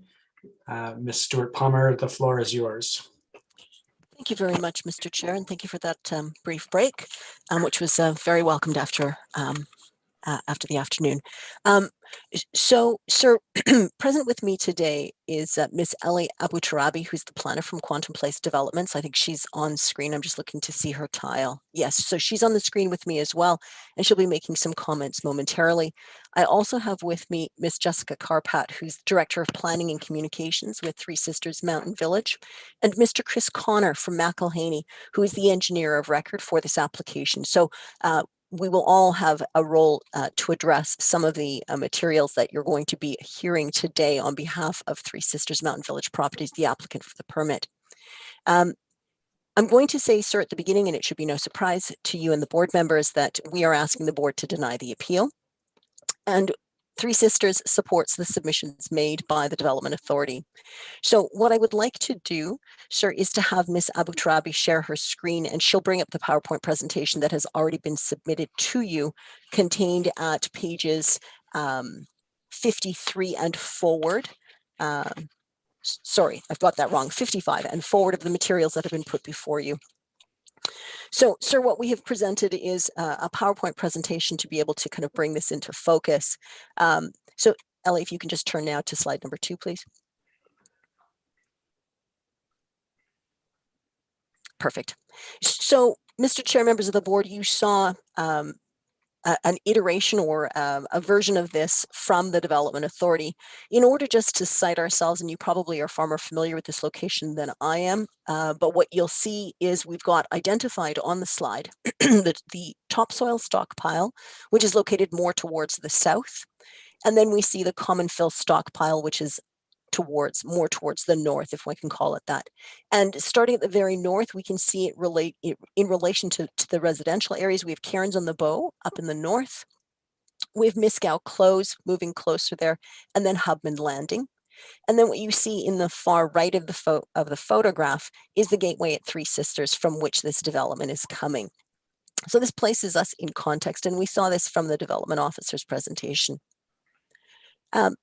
The reason for this permit, the need for this development permit, is that there has been approval for development on the gateway, but there is insufficient room on that site for the storage of the materials that are being excavated, the topsoil being removed from the gateway site.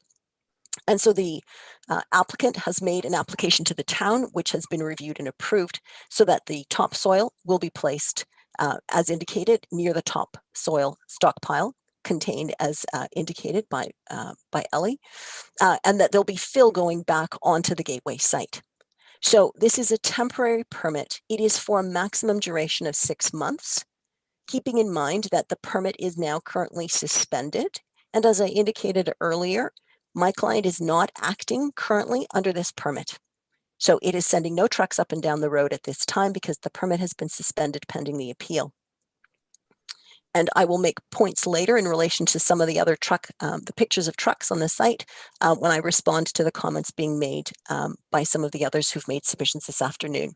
So this is a finite permit. Once the materials are moved, and you will hear later that there is a finite amount of material to be moved, then the permit will cease because the operations have been complete. So this is not a long haul permit, if you will. It's not something that's going to continue for years and years. This is to allow the development that is required at the gateway to proceed, to allow the materials to come off and to come back on, if you will, topsoil off, and fill to go back on in a manner which is effective, keeping in mind greenhouse gas directions or requirements or recommendations from council, etc. So it's an efficient way for development to occur within the town. Now, as I indicated, sir, Three Sisters supports the position that has been advanced by the town's development authority, and it's our position that Section 685(4) provides that this board has the authority only to determine whether the directions of council have been followed. And in our view, they have. And once that determination has been made, this appeal is at an end. And I'm going to walk you through why it is we believe that the authority of the development officer is as they have stated it to be, and that they have followed the directions of council. So first off, we've gone through 685 sub 4, and that 685 sub 4 in its totality is found at page 47 of your briefing package. So if you want to refer to it later, we've included it in its totality. The first determination then is to determine whether the development authority is the person making the decision. And the answer to that question is yes. And as the development officer has indicated, it's as a result of section 14.16.7.2 of the land use bylaw. And what that states is that the development officer shall consider and make all decisions on all other development permit applications in this district. And there is no question amongst anybody here, this is a direct control district. So from that, we turn to 14.16.7.2, and the land use bylaw very clearly authorizes the development officer to make the decision that Ms. Watenko actually did make. And so it's very clear we are operating under section 685 sub 4. So now the question for you is to determine whether the development authority or development officer, they're interchangeable terms as you know, followed the directions of council. So the first question that we have to determine is whether the development authority accurately looked at what is the nature of the use. And as the development authority has indicated in section 1.15.0.1, there is a listing of uses that are not listed or expressly listed or set out in each district, but which are discretionary in every district. And as the development authority has indicated, excuse me, excavation, stripping, and grading is one of those uses which is authorized, it is discretionary in every district, even though it is not listed in any of them. And this makes some sense because stripping and grading, excavation, stripping, and grading would be part of the requirements to create. I mean, even a single family dwelling requires you to take the topsoil off, if you can, to dig a basement, to put fill if you need it. So clearly this is something that council contemplated as being within the purview of every use within every district. Now, so there is no error with the development authority having considered this particular use. We then turn to the question of whether or not the development authority accurately determined that this is in fact the use. And I think here, members of the board, I would urge you to take a look at the manner in which you know that you will interpret legislation, which is what we call a purposive interpretation, meaning that you have to give effect to the intention of the legislation. And you look at it not just the words that are used, but you look at it more broadly to determine what was the point of this and have we actually been able to accomplish it. And when we look at this, members of the board, it's our submission that the definition of excavation, stripping, and grading found in the land use bylaw is the appropriate definition, and that the development authority, in coming to its determination, was correct in its assessment. And I say this for the following reasons. The first is, let us look at what the words are within the bylaw. Excavation, stripping, and grading means development. And I'm going to pause there because the development authority brought you here, and I think this is a very important word. Development is defined within the Municipal Government Act in section 616. And as your development authority indicated to you very correctly, development as defined in the Act includes excavation and stockpiling. So when we go to the base document, the document that empowers the land use bylaw, it's very clear there is an intention for development to mean excavation or to include excavation and stockpiling. So excavation, stripping, and grading means excavation and stockpiling when we slip those words into the definition here. So we have excavation, grading, and stripping, meaning excavation and stockpiling on a site that may include the removal of vegetation, regrading, or the excavation of material in isolation of that authorized as part of a development permit or subdivision. When one looks at that on a purposive intention, clearly, and we look at the facts of this, and I think there really there's no controversy about the facts. We know that there's going to be topsoil taken from Gateway and fill from the stockpiles. They're going to be moved one place to the other. So is what we are doing an excavation, stripping, and grading operation, or are we doing something different? Given the temporary nature of this permit, the short-term nature to just move those piles, and you'll hear more about that from Mr. Connor, what we have in my submission is very clearly falling within an excavation, stripping, and grading. I think, members of the board, when we look by contrast at the outdoor storage, the definition there talks about the accumulation of goods, equipment, or material. And it's our submission that although there has been a lot of discussion about the piles that exist on the lands, on the golf course lands, we're not talking about that as a development. And I'm going to explain to you why that is a bit of a red herring here. The development we're talking about is the movement of fill and topsoil from the Gateway lands here and back again.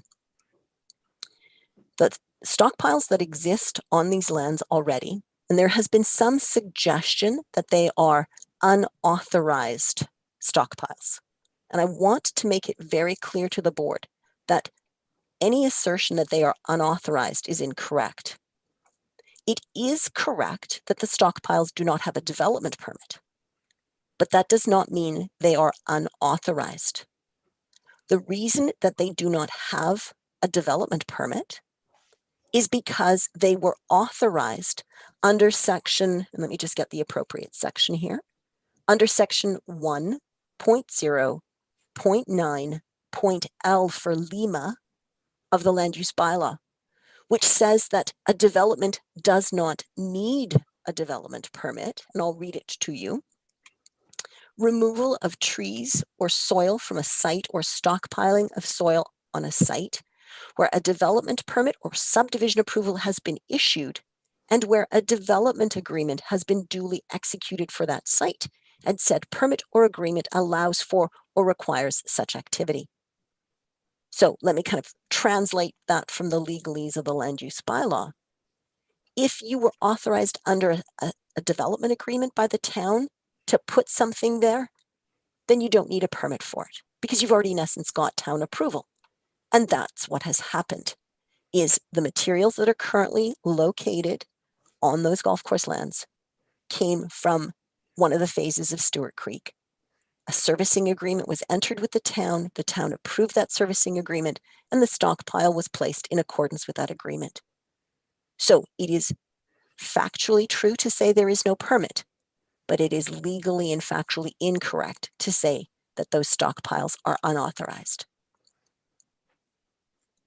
And so we are here today, board members, not to deal with the question of the existing stockpiles. We're here to deal with the new permit, which is the movement, as I said, between Gateway, the movement of loam and fill.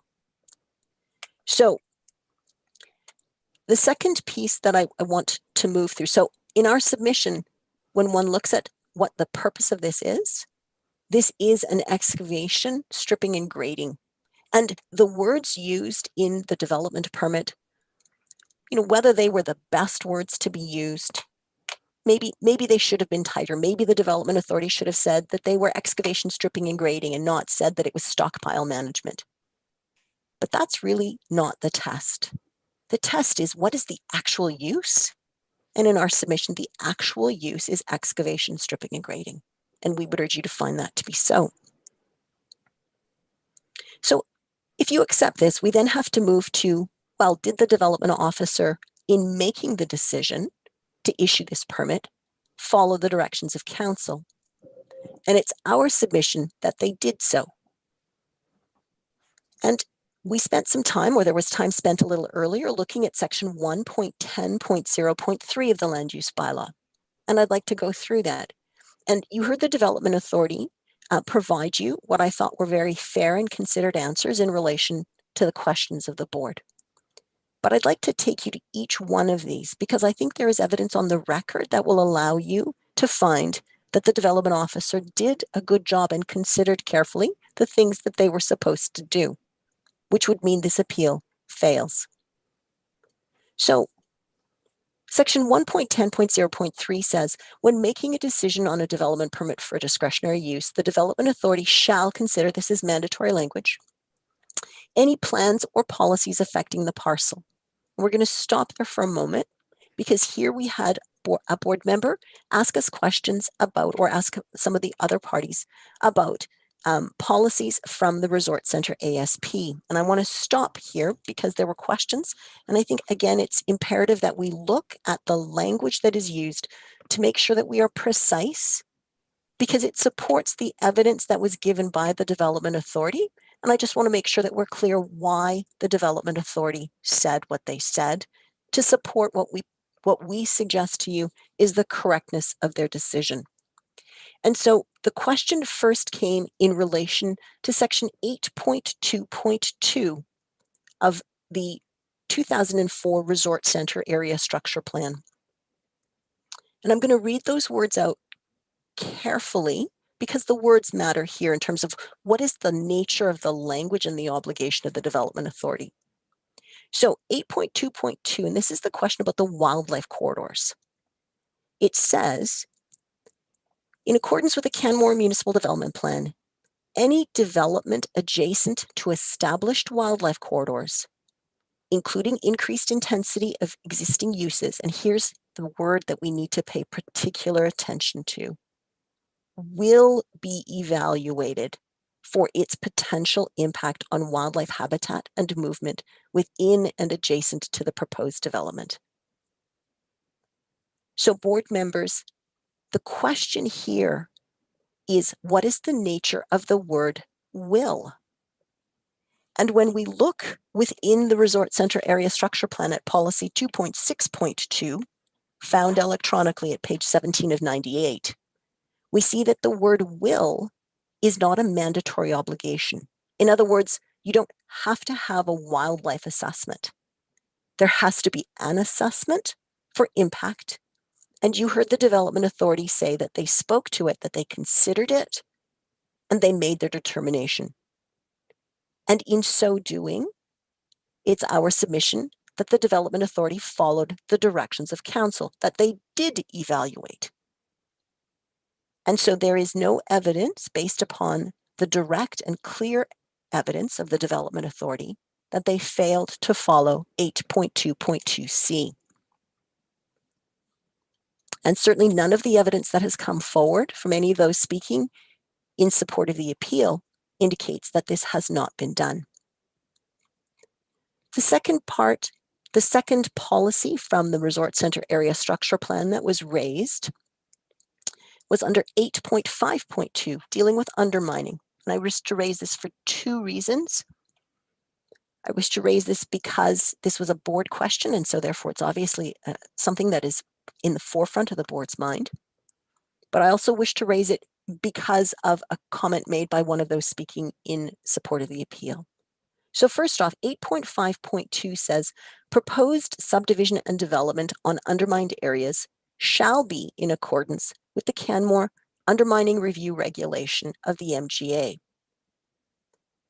Now, what's important about that is when we actually go to the words of the Canmore Undermining Review Regulation in section 3 sub 2, here's the following. It says, 3.1 and 3.2. So 3.1 of that regulation says, Part 17 of the Act and the Subdivision and Development Regulation do not apply with respect to undermining and related conditions in designated land. In other words, the town doesn't look at this because it's dealt with by the regulation. And this area is designated land. So did the development authority appropriately deal with undermining? In our submission, the answer is yes. And so when we look at the concerns of undermining, I think we need to be live, and the board needs to be live to the provisions of the undermining regulation. So there's no evidence here that the Development Authority has done anything that is contrary to the directions of Council. Council has said you need to follow the regulation. The regulation says that Part 17 doesn't apply to this portion. And therefore, there is, I think, direct evidence of compliance by the Development Authority.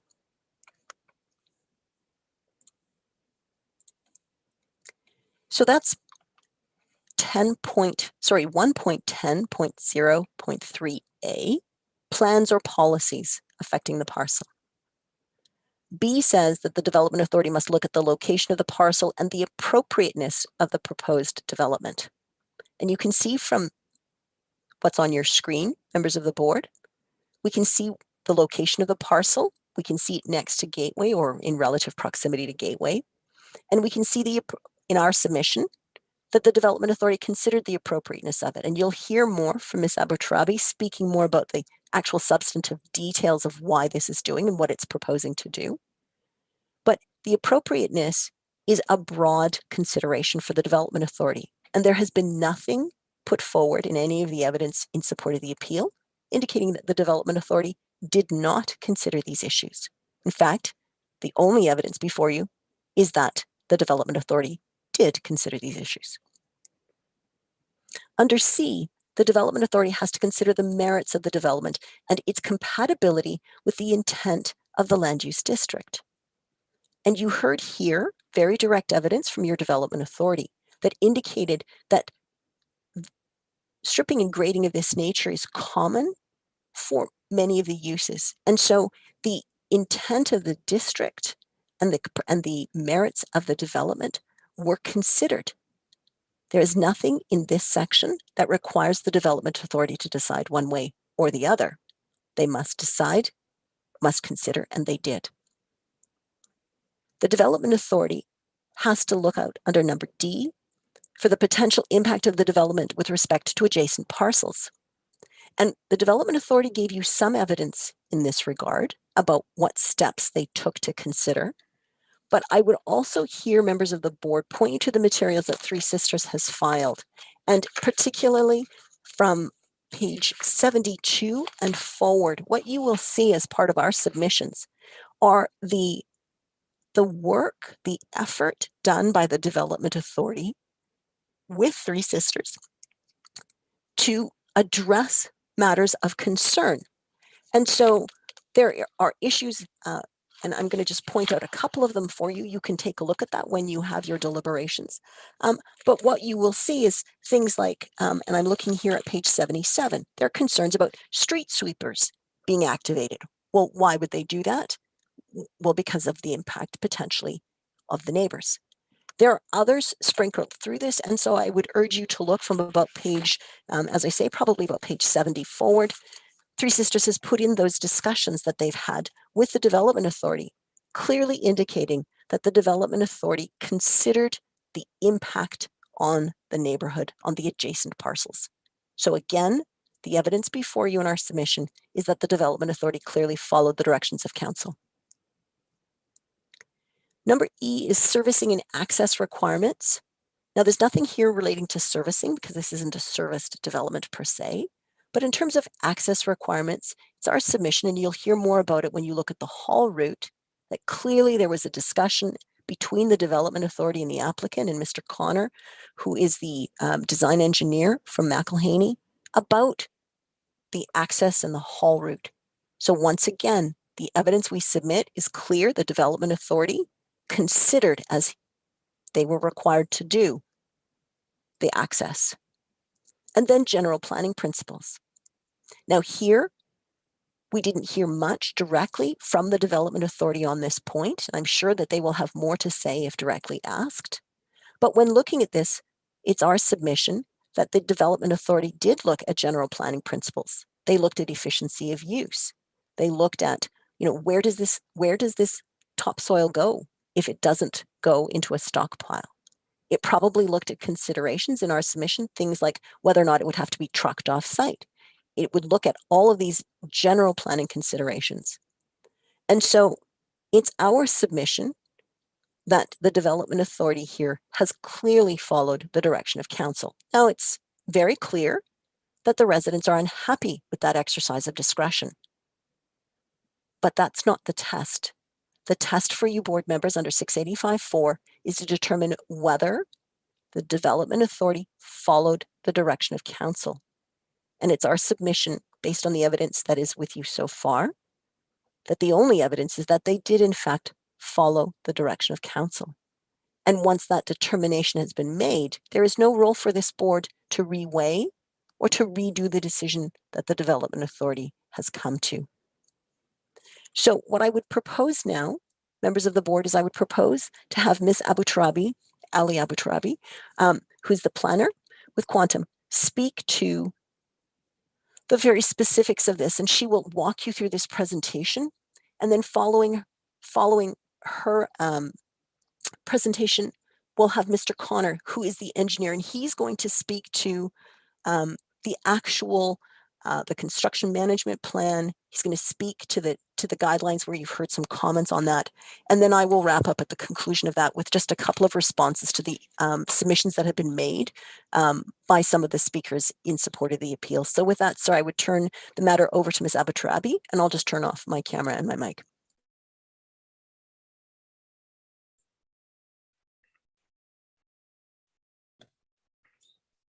Thank you, Mr. Stuart Palmer. Good afternoon, members of the board. I'm not sure if you can see me trying to turn on my camera.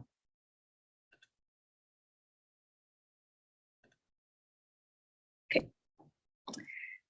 To give some background as to approval history of these stockpiles, as a part of the Stuart Creek Phase 3 development, the extra topsoil and common fill were removed from the land and moved to the stockpiles that currently exist on TSMV-owned land, commonly referred as to the abandoned golf course.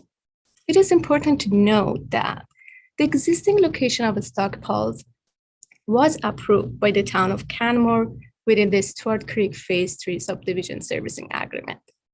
The existence of the stockpile is not the subject of this development permit. The reason for the approval was to allow reuse of these soils for future development in Three Sister Mountain Village approved ASP areas and in the Bow Valley area. The Stuart Creek Phase 3 is located to the east of Gateway, and it is the latest residential phase within the Three Sister Mountain Village. The town of Canmore also uses this material for their own construction projects. Last summer, it was used for the South Bow River water main loop. The town does not issue itself approval to stockpile or excavate material, so no permit was needed to move the materials last summer for the town's purposes. The temporary permit, which is proposed to be valid for the construction season of 2022, proposes to use the stockpiled common fill for the Gateway earthwork, which was exactly the purpose of storing the stockpile in the first place. The Gateway area has more topsoil than it is needed for landscaping. So this permit also allows TSMV to store the additional topsoil and add it to the existing stockpile. The map on this slide shows the relationship of adjacent parcel to the subject parcel, stockpile location, and the gateway. The blue colors illustrate the parcels located immediately adjacent to the subject lot. And as you can see here, the appellant property is not deemed adjacent.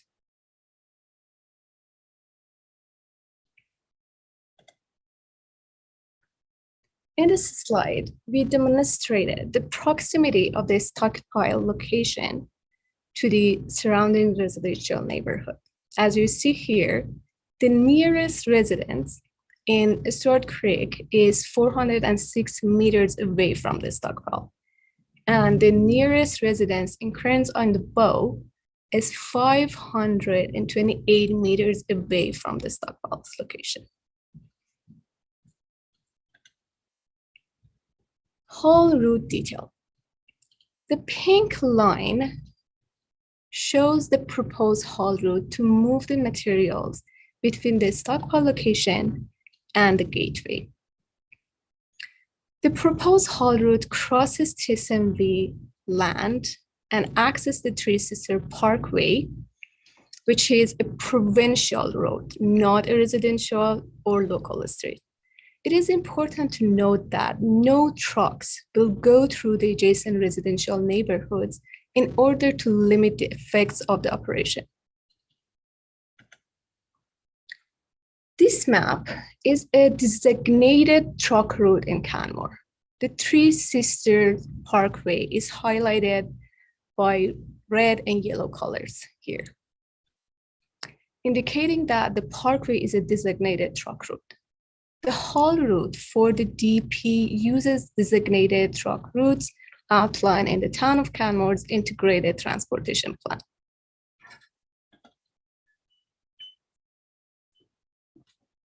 Retention and use of native soils for construction and development is the best practice.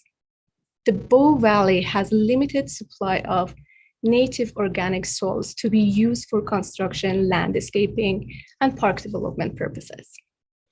Should these soils not be retained for construction in the valley, the soils would have to be trucked from other areas in the Calgary region.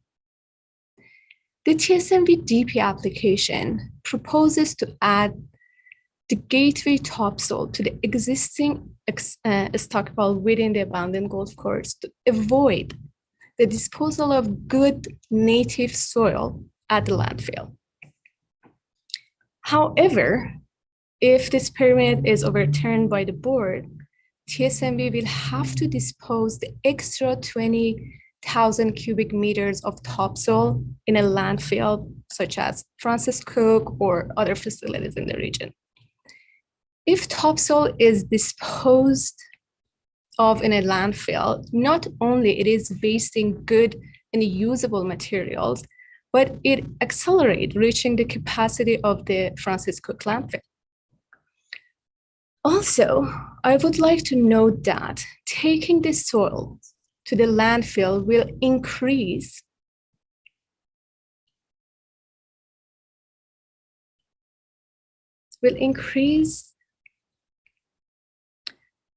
the length of the trip from 4.6 kilometers to 20.6 kilometers one way, which is more than 4 times longer, which means generating 4 times more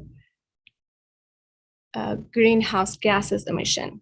Denying this development permit would not be aligned with the town's climate action plan, which aims to reduce the greenhouse gas emission by 80% by 2050, sorry. And it should be noted that Francis Cook landfill might not be able to accept the material due to capacity. And TSMV may have to dispose the material in the area closer to Calgary, which will increase greenhouse emissions related to transportation. And over here, you can see on the map how the difference between the length of the trips.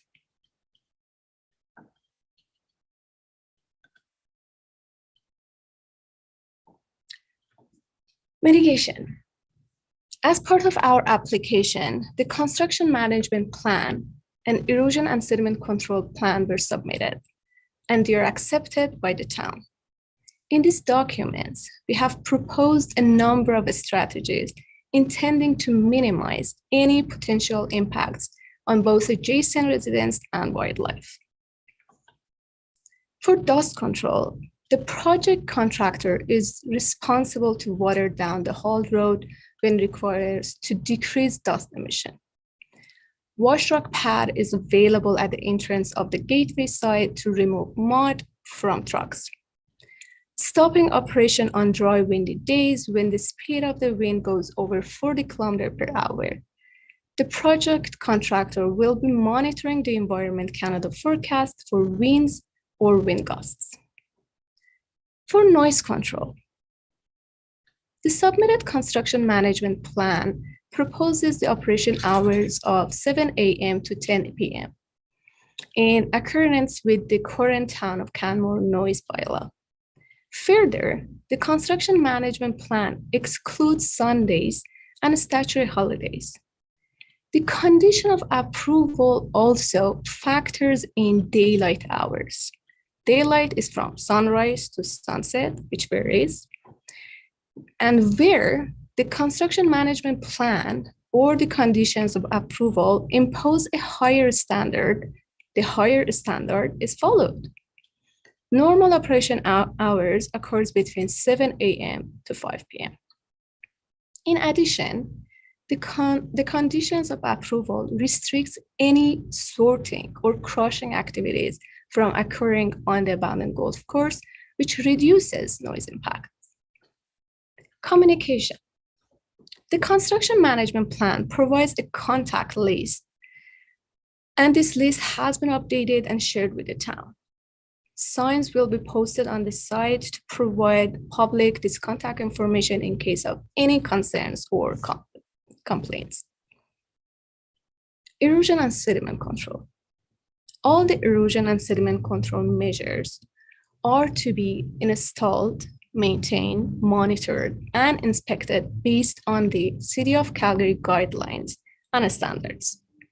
The erosion and sediment control plan was reviewed by the town's third-party engineering consultant and approved by the town.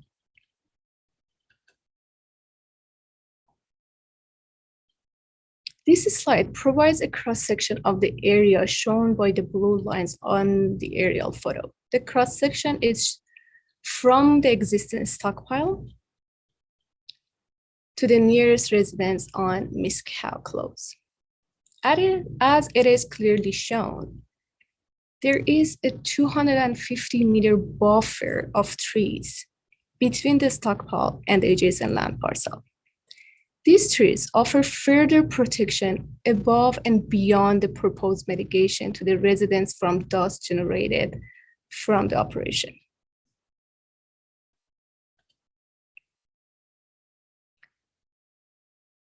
The same cross-section is provided for the Kearns on the Bow neighborhood as well. This cross-section illustrates that there is over 40-meter buffer of trees between the stockpiles and Kearns on the Bow. Further, the natural grade acts as a berm, reducing impacts of the dust and noise to the adjacent Kearns on the Bow neighborhood, as we can see here. At the end, we attached some additional photos of the stockpile site with a description of views to provide the board a better idea of the site and its context. Top left is looking south towards topsoil stockpile. Top right is looking southwest towards the common field stockpile. Bottom left is looking south past the common field stockpile, and in distance here, you can see the topsoil stockpile. Bottom right is looking southeast towards the common field stockpile. In this slide, the left photo shows the Hall Road and how trees are located along the Hall Road. In next two photos, you can see the density of trees better.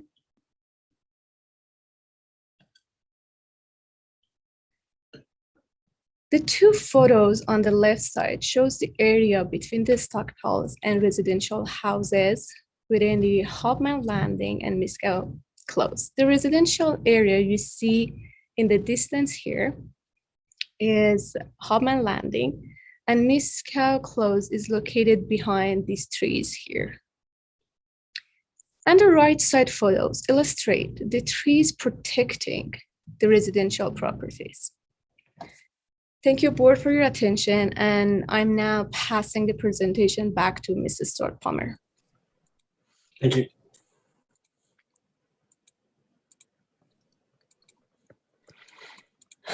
Give me just a moment. There we go. I wasn't sure if I caught my camera or not.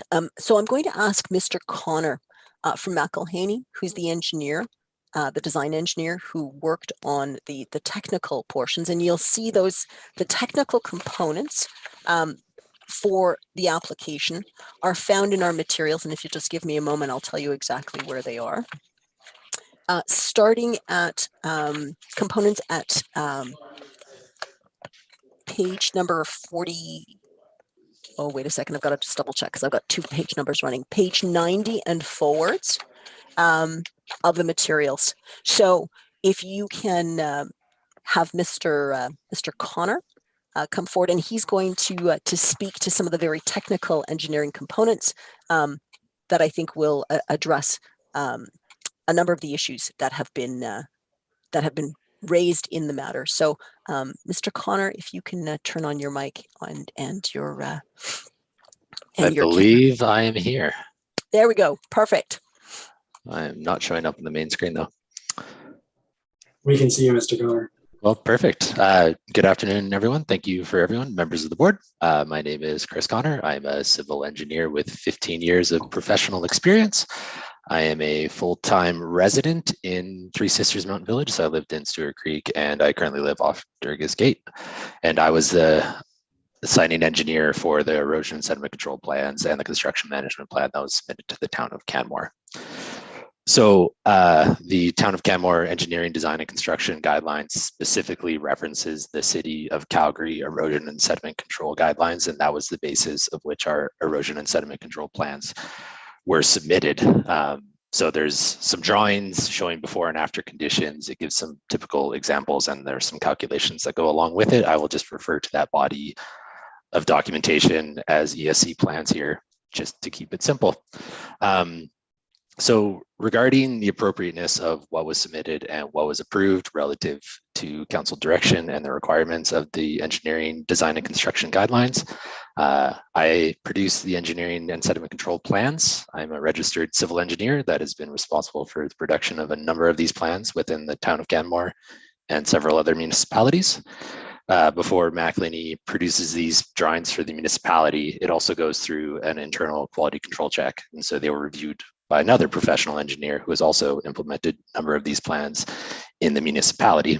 Those plans are then reviewed by the town of Canmore's engineer, Brian Kinsey spoke earlier, and also goes to a third-party engineering consultant for another review. So that is 4 independent engineers that have touched these plans, and each have gone through the approval process. So it is noted, like in the third-party review of the plans, there were no comments. So that's a pretty successful gold star in our books, and we do believe that the plans were submitted to the town's requirements. So regarding dust and other aspects of the site, there has been reference that no dust is allowed to leave the site. That is in fact false. So that reference was made from section 4.2.2.4 in the City of Calgary Erosion and Sediment Control Guidelines.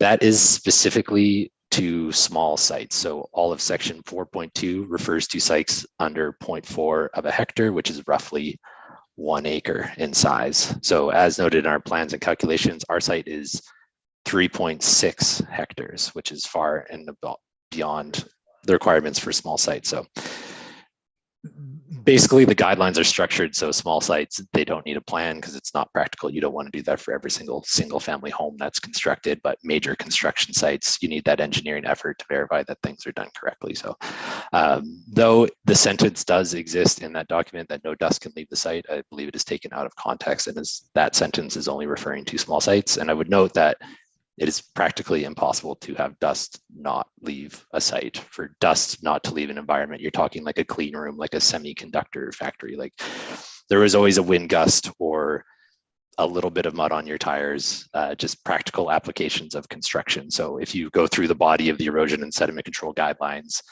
there's language such as take measures to mitigate dust or use practical applications to remove dust. There's no dust allowed requirement. So the requirement for a site like this is in fact that you're allowed to release 2 tons of sediment per hectare per year of land disturbance. So they've given us a guideline to follow. That's a very small amount of dirt for a very large site. So in our drawings that were submitted, we were able to apply controls to ensure that the sediment leaving the site in the form of dust or runoff from water is under that 2 tons per hectare per year threshold. And that is the requirement of the City of Calgary guidelines. So that is what our plan was measured against and what we were successful in doing. So in my 15 years of construction experience, water trucks are in fact the most common, and they're the most common because they're the most effective mitigation for dust. As Mr. Kinsey referenced earlier, there's refill stations within the town of Canmore that you can go refill your water truck, come back to site, apply water, and water is the #1 recipe for mitigating dust. Like as trail users in the community, you notice when things get dry and windy, you just comment that it needs a rain. Like that's a very common vernacular for talking about trails. Rain and moisture gets rid of dust. So we do believe that that is the appropriate application and the appropriate mitigation for this site. There was commentary on the wind speeds that we chose. 40 kilometers an hour is actually a threshold that I've observed in my many hours on sites construction in the Bow Valley, and that includes many hours standing at the Gateway development site where this material is coming from and going to. So I've physically been on site on windy days. I am checking the Environment Forecast or Environment Canada forecast, and over numerous observations of this, I've determined that when wind gusts of 40 kilometers are in the forecast, that's when we start seeing sediment mobilized from ground level. So it wasn't an arbitrary number. It was based on my field observations with kind of like a experienced eye. I'm an individual that receives phone calls when there is large dust problems. So I am very aware, and I've learned to watch the forecast for these sort of things. So it wasn't an arbitrary number. It was an educated number, though in admittance, I haven't stood outside with a wind gauge or anything like that. So, so all things considered, the ESC plans and the construction management plan are in alignment with several other sites we've seen of similar nature. And I believe that they've been prepared and approved in alignment with industry best practice. So to carry on the conversation, why are stockpiles necessary? Why are we doing what we're doing? Ellie explained a lot of good points there, but I think it's key. Any large multi-phase or large land development project somehow at some point will eventuate in a stockpile. So if you ever have free time and you zoom around on Google Maps, like I often do, you'll find if you go around the perimeter of Calgary or any major city, you look at any new development parcel, I guarantee you will find a stockpile on that site. It is just a function of being cost effective and environmentally sensitive when doing construction projects. You need to move topsoil out of the way. You need to bring materials into the site. And often when you're dealing with very large parcels, as an engineer, we want the entirety of the entire development to have what we call balance cut and fill. So you want the material in to equal the material out. But it's not practical to develop like an entire quarter section of land at one time. You always do like one phase. That's like, let's say 50 houses or 100 houses. So you need to move material out of the way to allow for a smaller phase. And you keep that material stockpiled, but the intention is over long term that the materials will balance. And it's just impractical to dispose of all soils, nor is it environmentally friendly, nor is it cost effective. So like any large earthworks project will have a stockpile associated with it, and smaller ones as well. Like there's several stockpiles around the town of Canmore. They created one for the new fire hall enabling works that was done off Palliser Trail. There was stockpile storage by the A&W for the Tip 20 Capital Works project.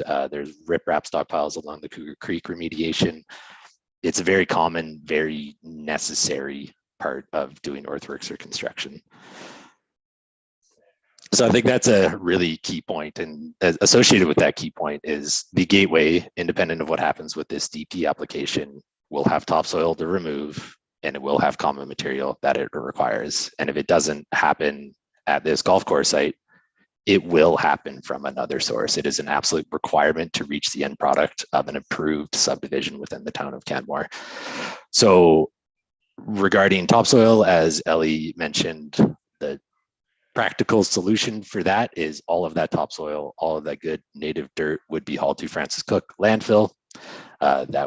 We would have to pay to take it there. It would make our trips 5 times longer, and the cost of earthworks is directly associated with time and mileage because you're paying for fuel.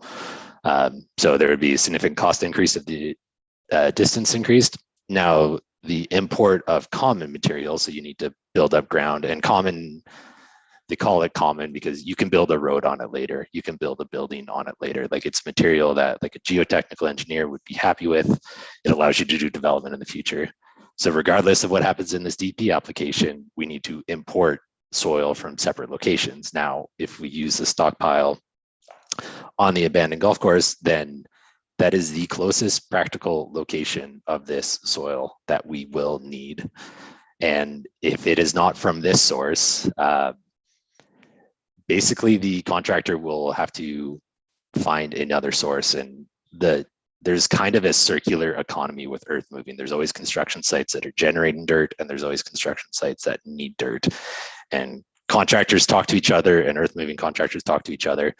So I do believe they will find the dirt in the fullness of time, but I can tell you it won't be as close as the abandoned golf course, and the time frame and cost associated with the import of that material becomes undetermined. Like, they would have to find a source to import the material. So this is something that we could control and that we know about, and that we've got the opportunity to implement erosion and sediment control with. So I do think this is the most practical, cost-effective, and environmental source for the materials for the approved gateway subdivision. And I believe those were the major points that I wanted to touch on. I have a question for you, Mr. Connor. If yes. You will indulge me, Ms. Stewart-Palmer. You were talking about one of the sections of the ESC. And I just want you to explain to me, because I'm trying to familiarize myself with how this applies. Section 100.19 of the general application, or the general requirements, talks about stockpiles. This is at page 117 of your materials, page 16 of the ESC. I'm just wondering if you can talk to me or tell the board why this is inapplicable at the current site, because this section requires coverage of stockpiles. It requires, where any face of the stockpile has been undisturbed for more than 30 days, it must be stabilized. Just wondering if you can talk to me more about that and whether that's been addressed in the current plan. Mm-hmm. So again, everything that's on site today is an existing stockpile. So the subject of this development permit is the addition of new topsoil and the removal of common material. So our erosion and sediment control calculations, which are on page 98 of the agenda package, that is actually a calculation of how it sits today. So we looked at the existing scenario. Yeah, it's a spreadsheet with a bunch of numbers, but probably I will draw your eyes to the bottom right-hand corner, which kind of has a total soil loss estimate and a total soil loss per hectare in the bottom right-hand corner there. So as it sits today, the stockpiles now would probably generate about 14 hectares or 14 tons per hectare of soil per year. So the next page, which is page 99, that is a summary of the proposed controls that we're going to implement in. And so key lessons learned there. Trying to make this easy without going along. There's something called cover type. So steep stockpiles that don't have a lot of topsoil on them, they need a more heavy duty material to provide erosion protection. So we've learned from the past, and given the fact that it's a windy corridor, given the fact that the stockpiles have steep sidewalls, we've specified a particular product called Pro Matrix, and that's called Attackifier. So not only is that seed and nutrients that will allow grass to catch, that also is basically a glue. So they can apply this thing with a truck and spray the sides of the existing stockpiles.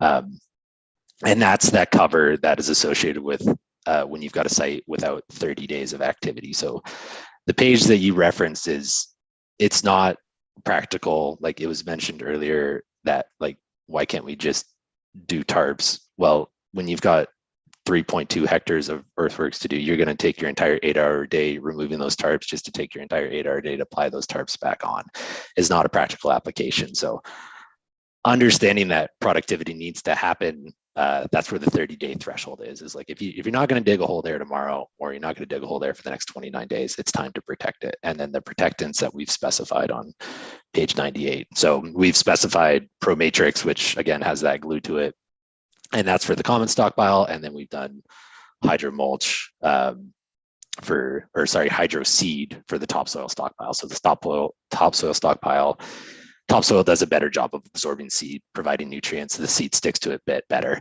So we've actually varied the product. The Pro Matrix product is an order of magnitude more expensive, but we felt it was applicable in this scenario. So that's why it was specified. So we did consider site conditions. We did consider lessons learned in the existing site. And then we've recommended controls that are appropriate for the long term. Thank you.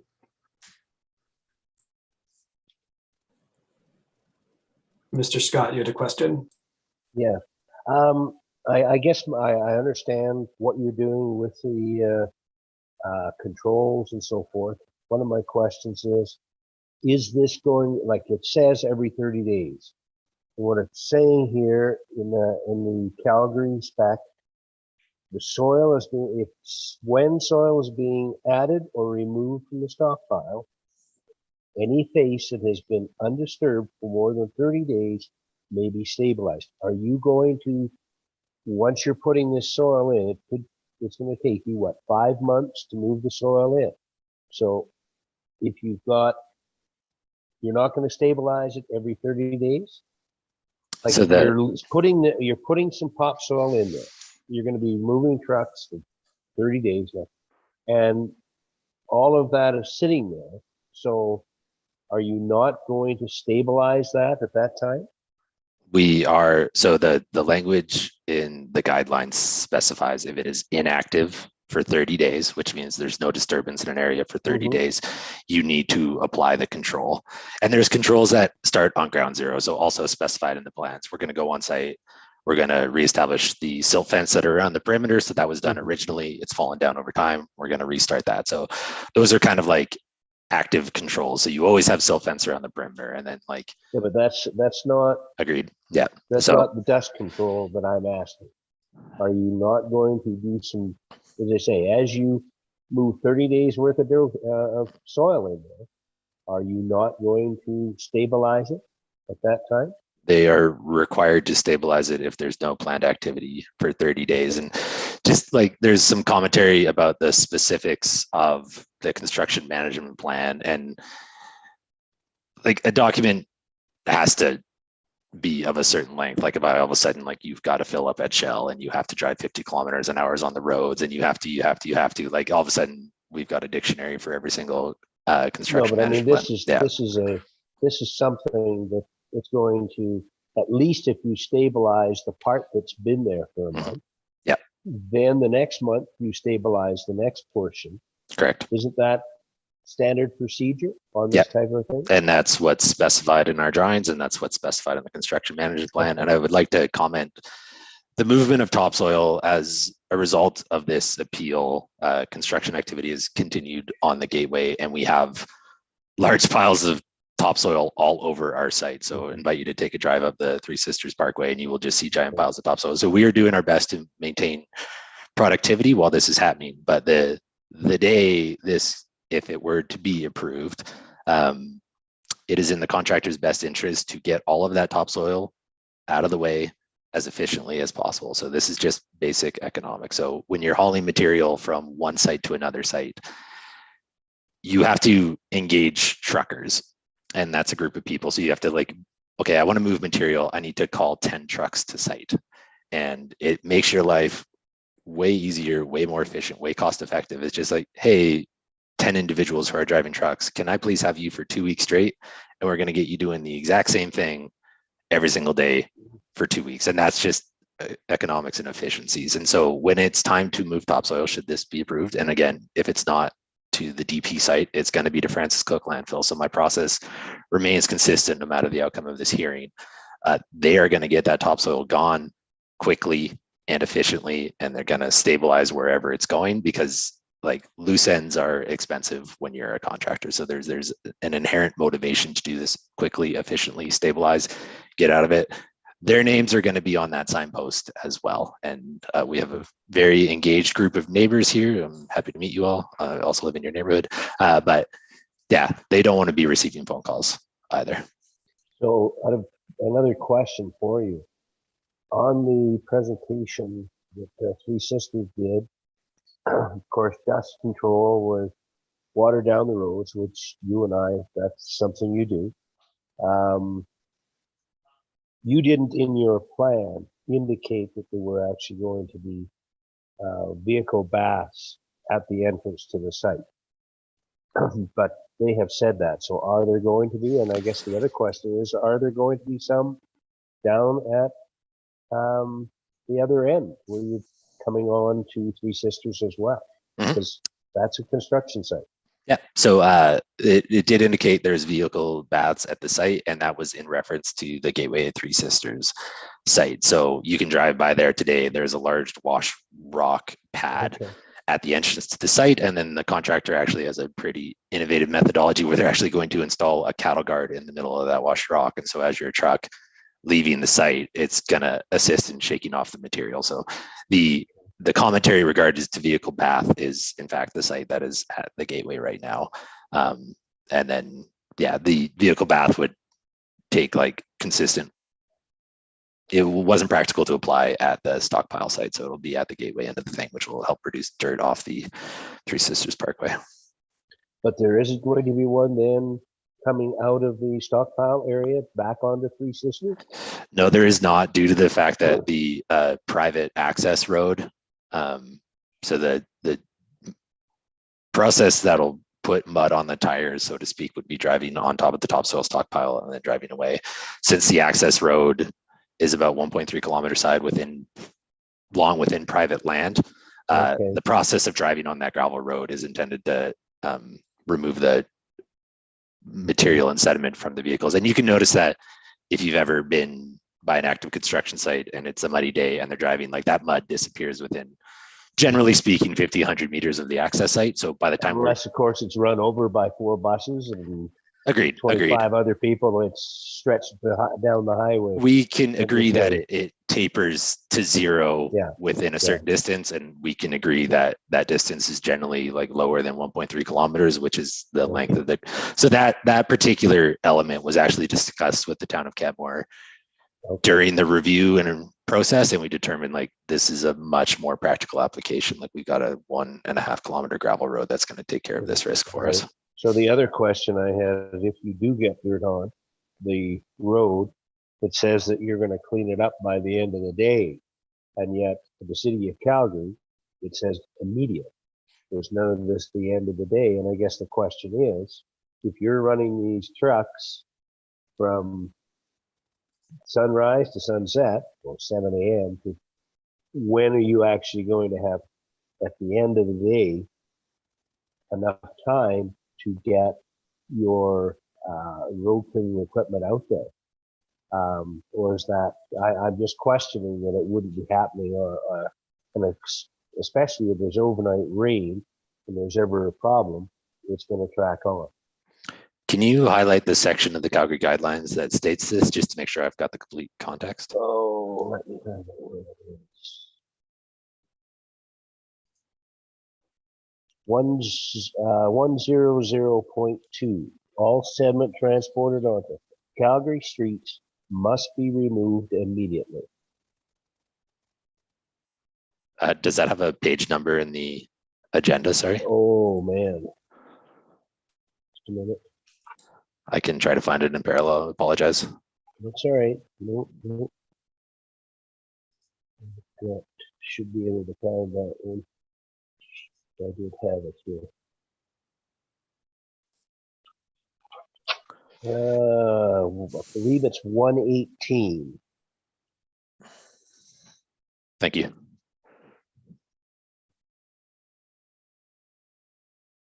So it was 100.20. Okay, much tracking. Right at the top of the page. Yep, thank you.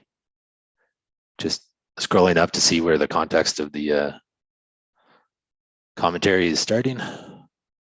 General requirements. Okay, so this would be applicable to all sites.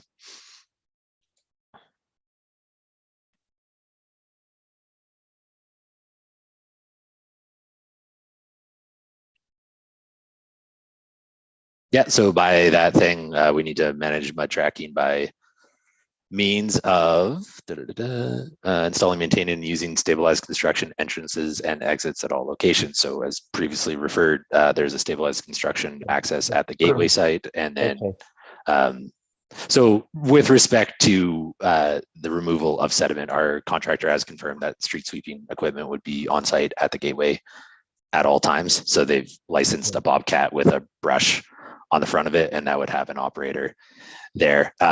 Due to the nature of the transport trucks, they've got like a longer return trip because they've got to go home and they can only work so much in a day. So there's always opportunity at the end of the day for that Bobcat driver to do his job. They're heading back to their base. Yeah, they do every day. And the entire construction crew, as I know right now, is mobilized out of Calgary. Oh, Kidcos, I know where they are. Okay. The other question I had for you, I'm trying to find it, and that was in regard to the all the equipment moving around, loading and unloading, and I'm wondering whether or not there's any thought to going to strobe lights or for backup, because that is very irritating, and I can see why people are quite. But if you can, certainly reduce the noise coming from the backup indicators and so forth, go to. I'm trying to find it where I had it here, but it's in here. Like I'm a member of the community. I've used the multi-use pathways that they're referring to. I think the quiet enjoyment of your property is critical, but backup hazard sirens are proven time and time again to help prevent serious workplace injuries or deaths.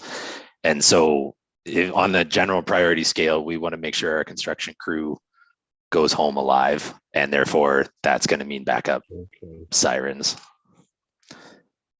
So our backup sirens, they are recorded relative to the town of Canmore knows bylaws.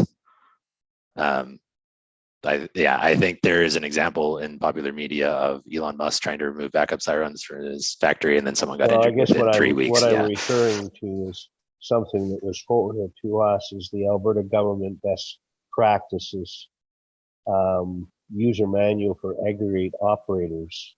And in there it says on what?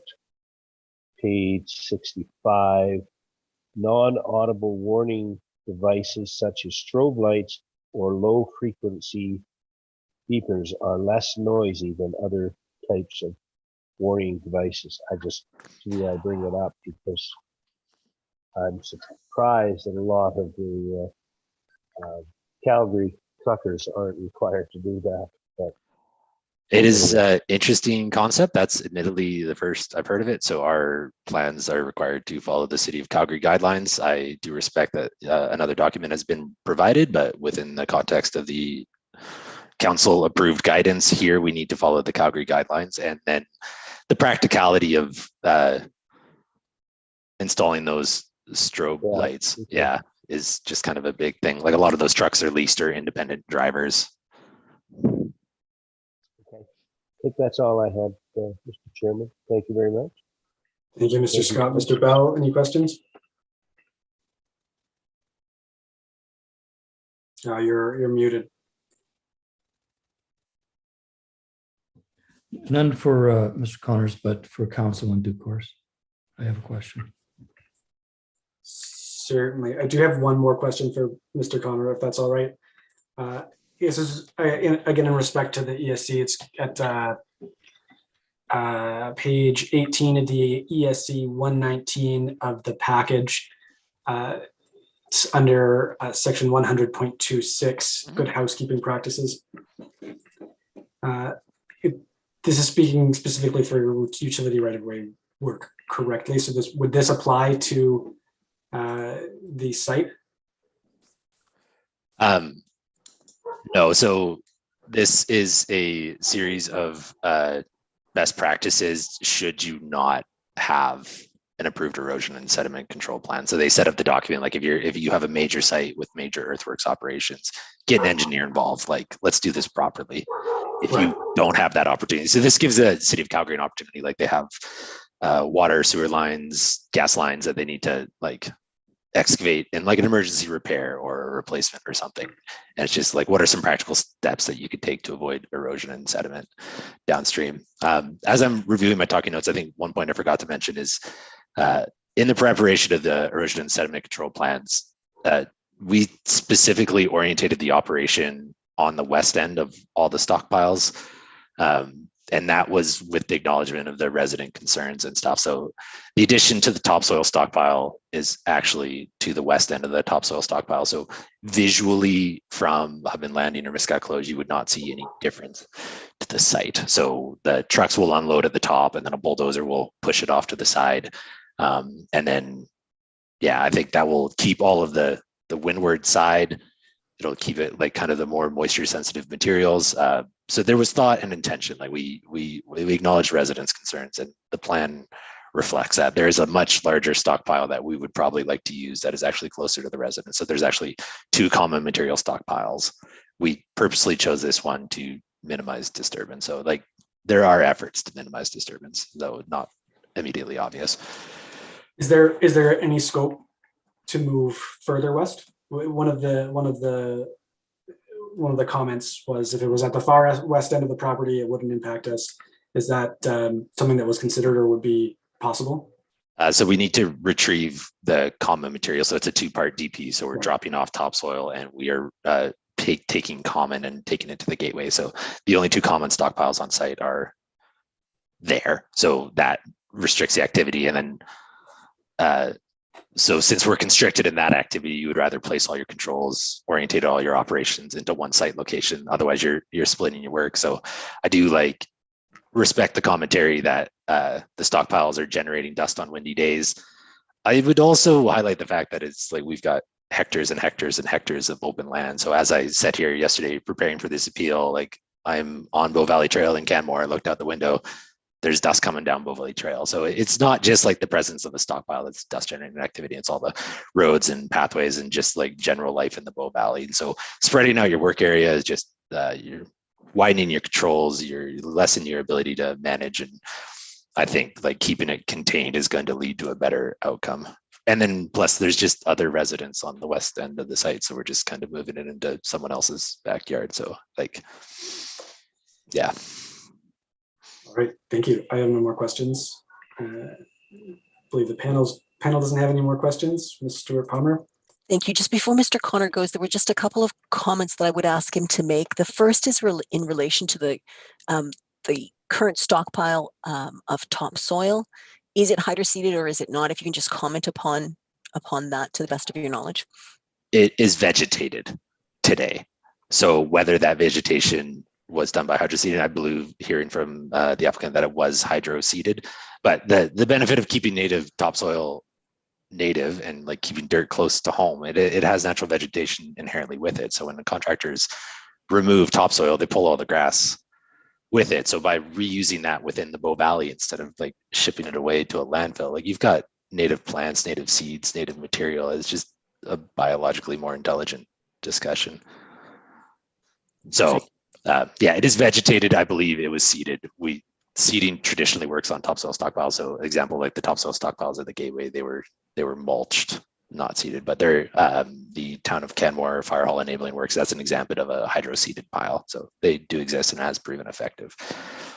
Perfect. Now, the second thing I'd like you to comment upon, you've talked about the volume of materials and you've talked about the kind of the 2 weeks to move it off or whatever. Like what I'd really like you to explain to the board is, assuming that the permit gets approved, sort of, all things being perfect, how fast is this going to be? Like what is sort of the best case of movement of soils in terms of like, is this going to be a 6-month hauling stuff up and down the highway is really, I think, really the question I want to ask you.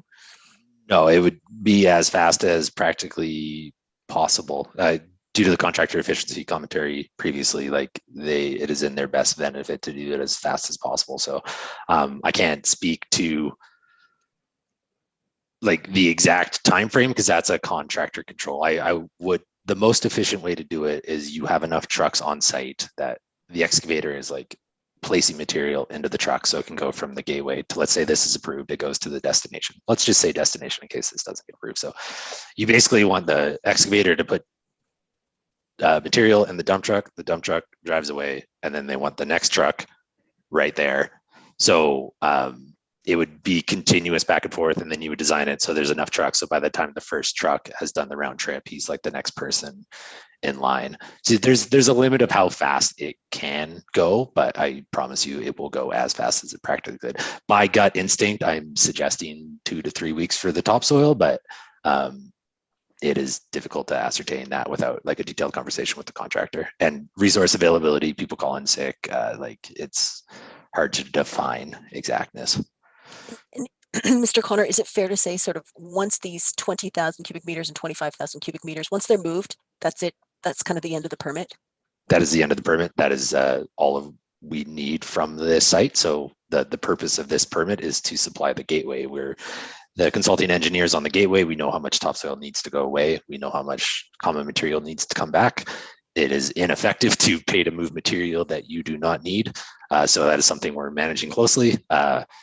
The numbers as put in the permit, they were generalized numbers. I don't suspect it'll be 20,000 and 25,000, but you just want to bracket it. So like we have as much topsoil as we have. It'll be hauled off site until it's gone, and then we'll bring back this bed. But when it's done, it's done. The contractor doesn't want to manage multiple sites. We don't want to engage truckers than we want to. It is annoying to sweep the streets. Like there are things that we want this done as fast as practically possible for cost-effective reasons. Yeah.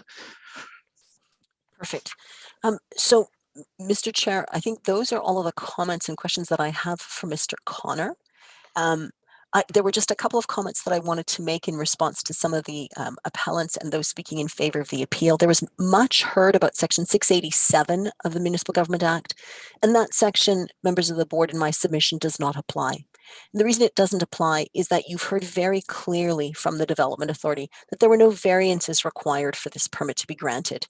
Section 687 applies when a regulation or standard within the land use bylaw needs to be varied. That's not the case here, so that section is not applicable. And so, as I've indicated to you in my submission, we are here dealing with, did the Development Authority follow the directions of Council? I think you've heard evidence from the Development Authority very eloquently indicating that the work that they have done, the diligent work to examine this permit, and I've taken you through the various components that they have to examine.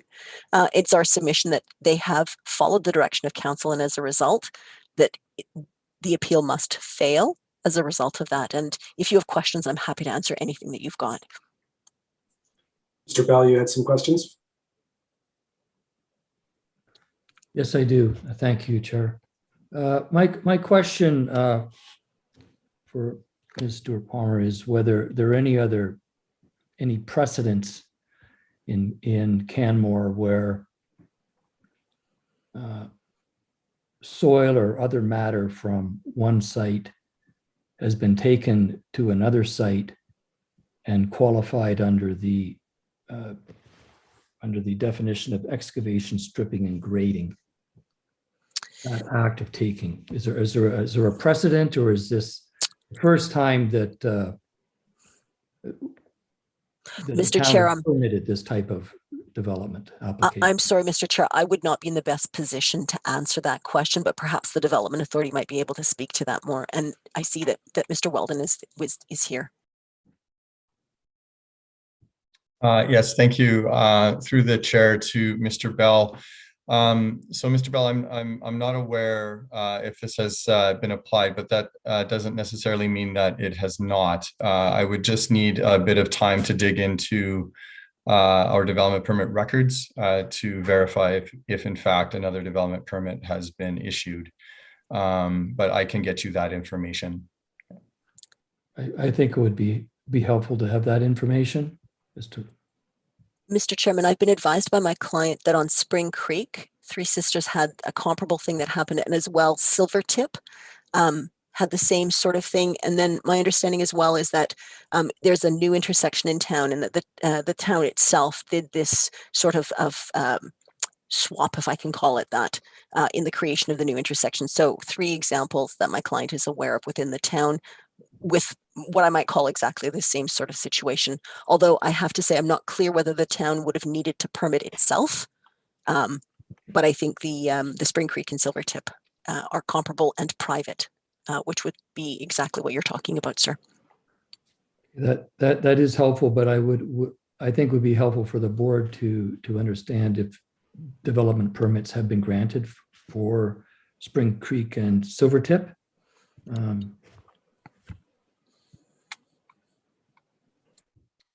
Yes, just to iterate again, yes, that is something that we can verify through the chair to Mr. Bell. Thank you. Yeah. Thank you. So, sir, subject to any questions, those are the submissions on behalf of Three Sisters Mountain Village property. I do have one question. You've helpfully walked us through the test in the legislation and the various aspects that you feel demonstrate that the DA has followed council's directions. One of the things that I'm looking at is the direct control district document in the land use bylaw that specifies a number of requirements for development permits in this specific direct control district. I guess my question is, how are you distinguishing that from the directions of council? That's really one of our only documents to direct our attention to what council at the time in 2004 expected of this property. And subject to that, there are a number of requirements that haven't been followed. So I'm just wondering if you can comment on that and why we should not consider that direct control district land use bylaw as binding. Certainly. Let me see if I can just make sure that I've got the question right. I think, Mr. Chair, that what you are referencing is section 4.16.4, the regulations within the land use bylaw. I just want to make sure that I'm understanding before I go further, correct? That's right. So section 14.16, which refers to the GRD Three Sisters Creek Golf Course and Recreation Area, which is the direct control district that this site falls under. Correct, sir. So if we take a look at that, and this is found at page 207 of your package.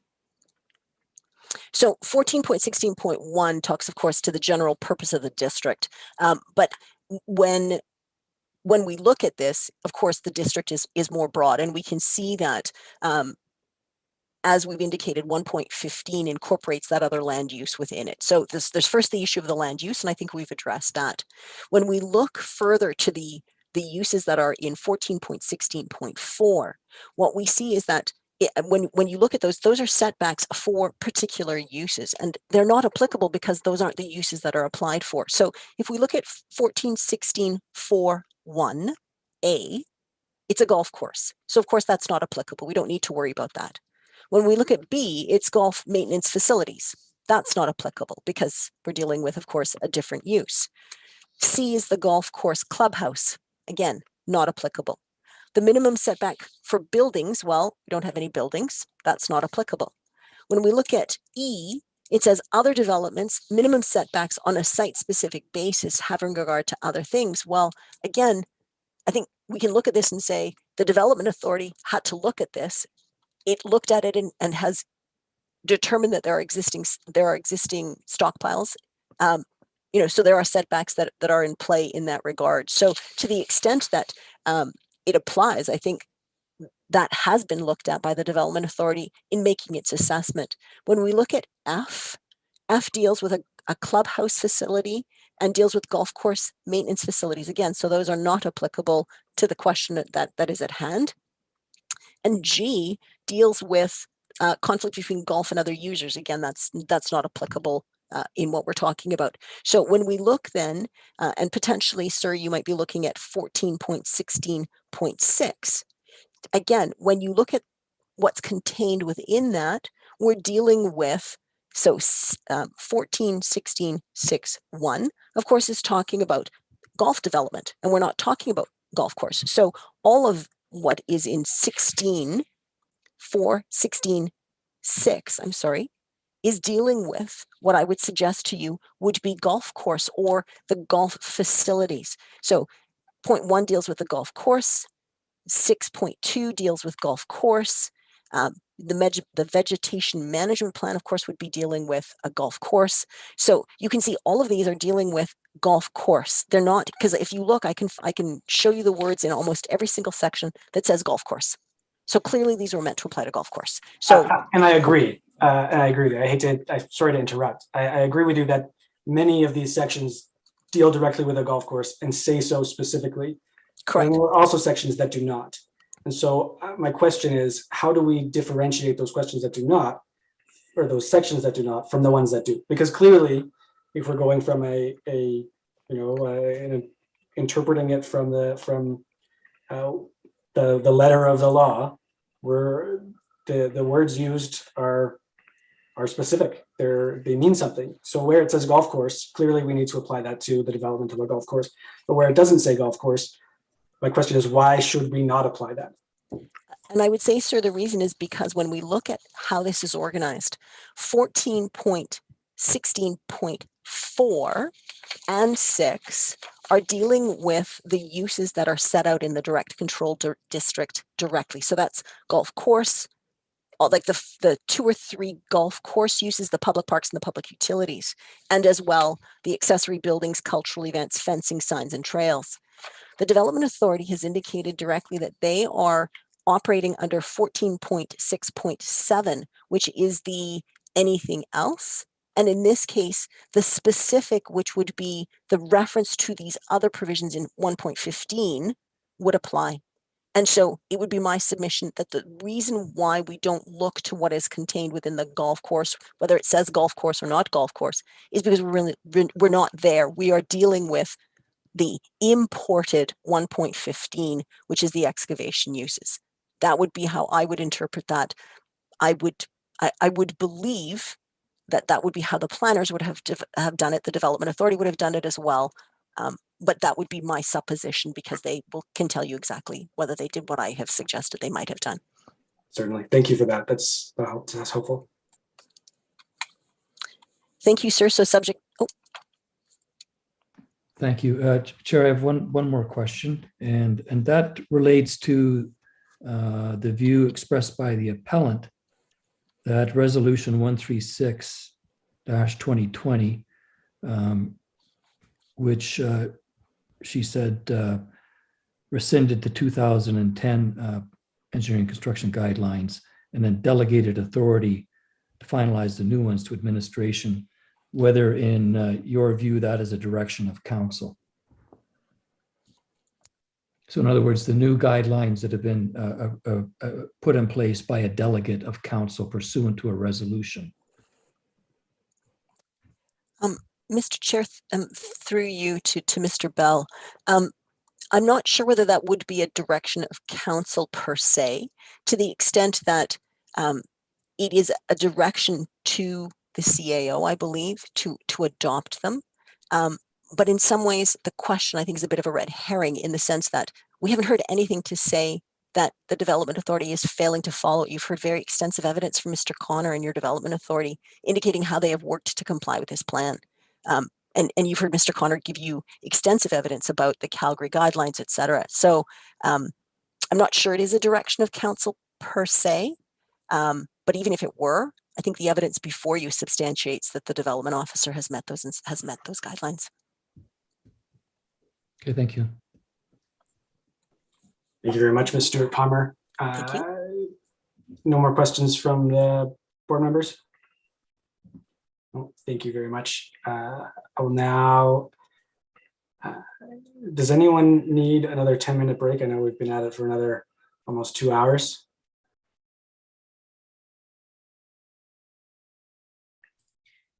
Mr. Chair, I would kindly ask for another 10-minute break, please. All right, I move for a 10-minute, I guess, recess, and we'll return in 10 minutes at 6:10. All in favor? Thank you, Mr. Chair.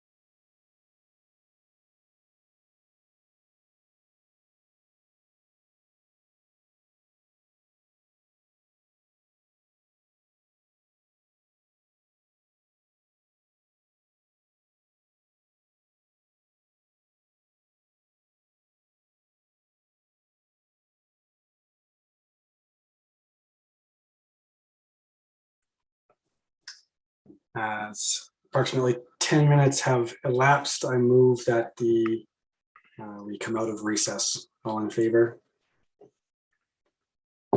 Motion has passed.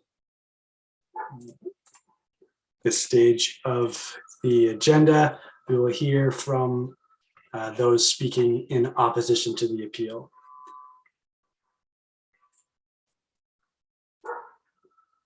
Looks like on that list,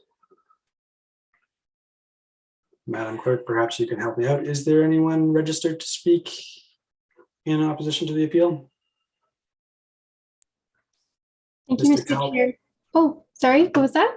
I was just saying, I found it on the list as Mr. Talbot from the development. That is correct, Brian Talbot. Brian, are you present? Yes, I still am. Thank you very much for hanging in there. It's been a long one today. No worries. Good afternoon, everybody, or it's almost evening. Good evening now. My name is Brian Talbot. I'm a local business owner, resident, builder, and I'm a developer active in Three Sisters. It is my opinion that the appeal of the Three Sisters Mountain Village stockpile development permit should be rejected. In my opinion, the appellant has failed to demonstrate that the permit is a violation of both relevant municipal policies and guidelines, and that they didn't demonstrate that administration did not follow the development authority's directions. I'm going to try to limit my comments here given what's gone on so far today. I think a lot's been covered. I'll just speak kind of to my thoughts on what came after the in-camera break and relative to the development authority's direction from council. In my opinion, the administration did follow council's directions and approved this application correctly as it relates to the stockpiling development permit application. The town of Canmore administration would not have supported the stockpiling development permit application if it did violate municipal policies and guidelines. As an active member of the Canmore development community, I can attest that if administration ever oversteps, it is generally against an application rather than in favor of an application. This is not unique to Canmore. It's pretty standard practice with planners and engineers. It's my experience that the administration does not operate contrary to the direction of council or any development authority. Both the Canmore engineering and planning departments are very detailed in their analysis and review of development permit applications. Development permits such as these are very standard in most jurisdictions in Canada. And as mentioned earlier, stockpiling, excavation are very common in Canmore. I know on our sites, our stockpiles are quite a bit smaller, but we stockpile every day and it's normal. And it's just a part of the business. This appeal on the face appears to be an effort to obstruct the applicant in their efforts to complete what their property rights permit. So I encourage the Subdivision Development Appeal Board to validate the Town of Canmore's administration's approval of the stockpile development permit and reject the appeal. I'll keep it to that. So thanks for your time and consideration. Thank you very much for your contribution today, Mr. Talbot. No worries. Much appreciated.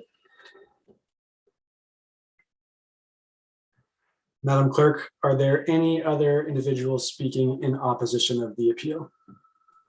No, there is not, Mr. Chair. Are there any additional correspondence in opposition to the appeal? Yes, Mr. Chair. There was the one from Boda, which was defeated earlier today by motion. All right, that will not be read into the record. I would ask now that those speaking neither in favor nor in opposition to the appeal come forward, give their name and make their presentation. Appears we have Mr. Calder and Mr. Duck. Yeah, it's just Andrew Calder with the Bow Valley Waste Commission. Okay. Mr. Calder, are you available?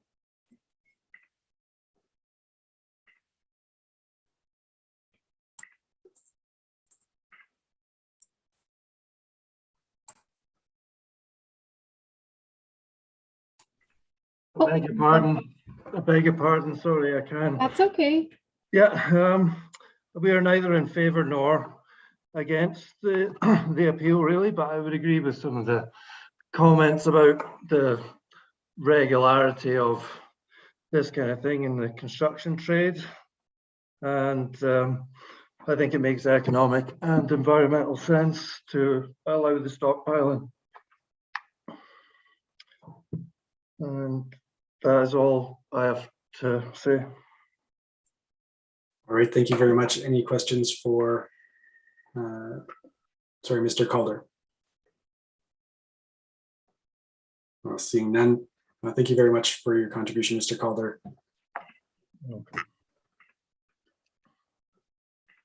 Is there any additional correspondence, Madam Clerk, in favor or neutral to the appeal? There was none received, Mr. Chair. Thank you. We'll now move on to closing remarks. Does the appellant, Ms. Kitagawa, have any closing remarks, comments, or clarifications?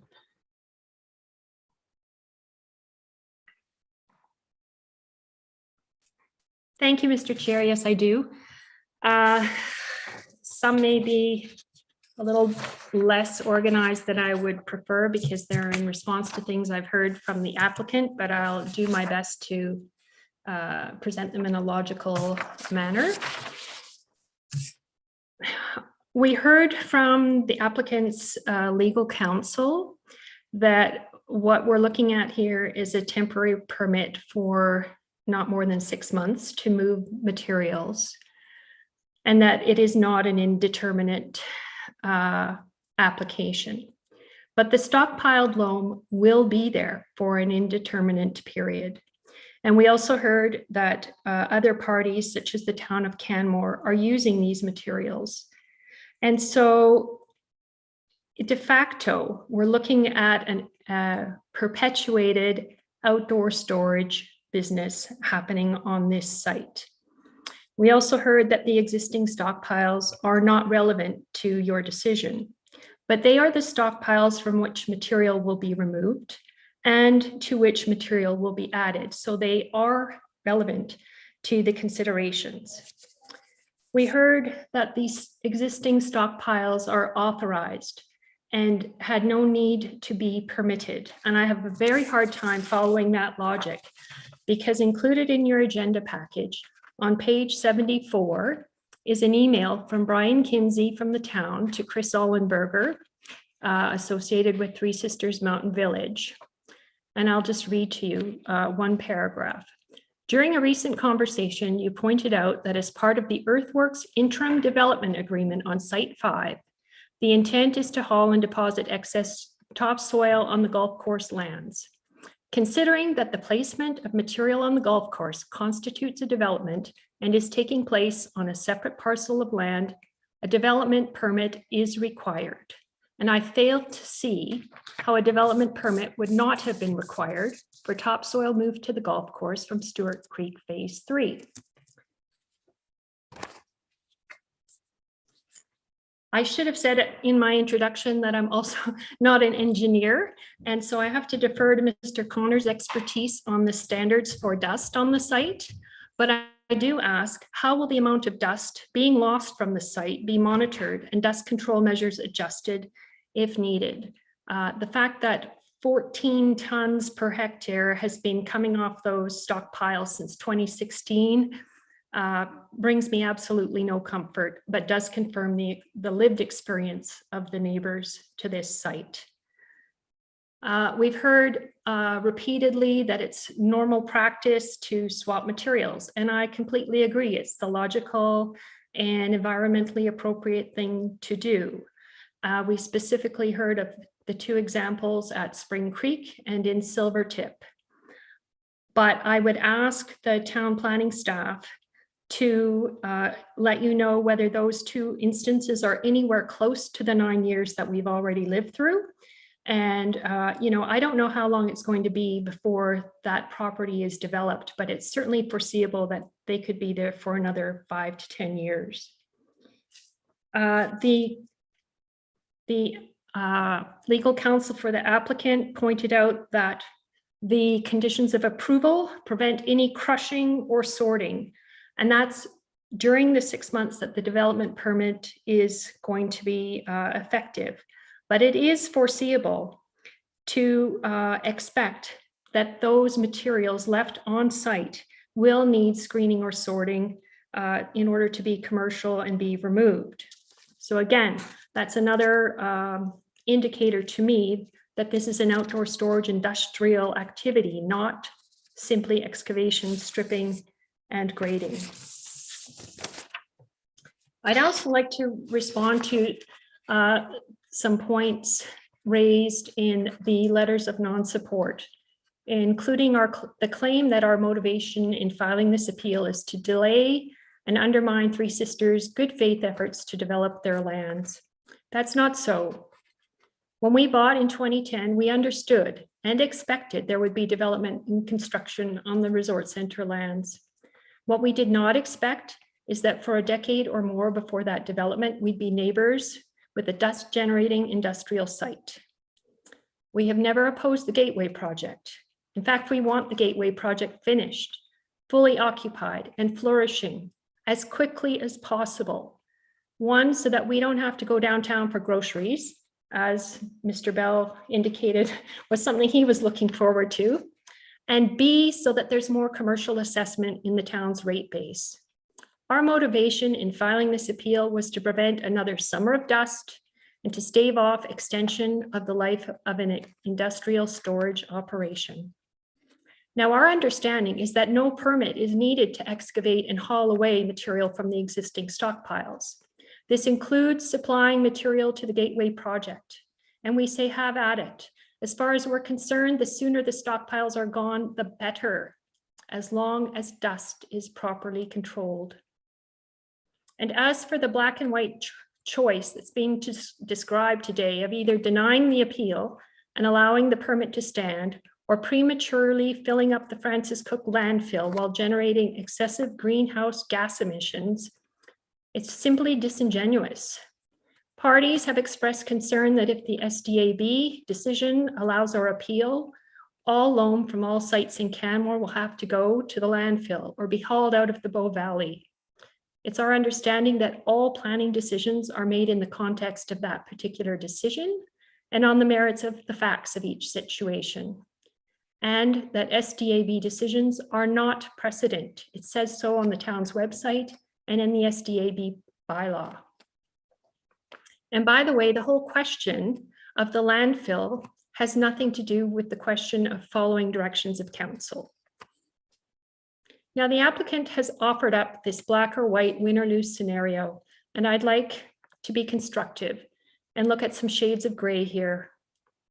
In our letter to town planning before the development permit was approved, we asked that the Gateway loam be stockpiled in a more common sense location. Instead, the Development Authority drove right past the fact that the stockpiles from 2016 were not permitted, and the industrial nature of the ongoing activities on the site up to today and that are easily foreseeable after this material is exchanged. And they approved a permit for stockpile management similar to excavation, stripping, and grading, thereby extending the life of the industrial operation. We have never understood why.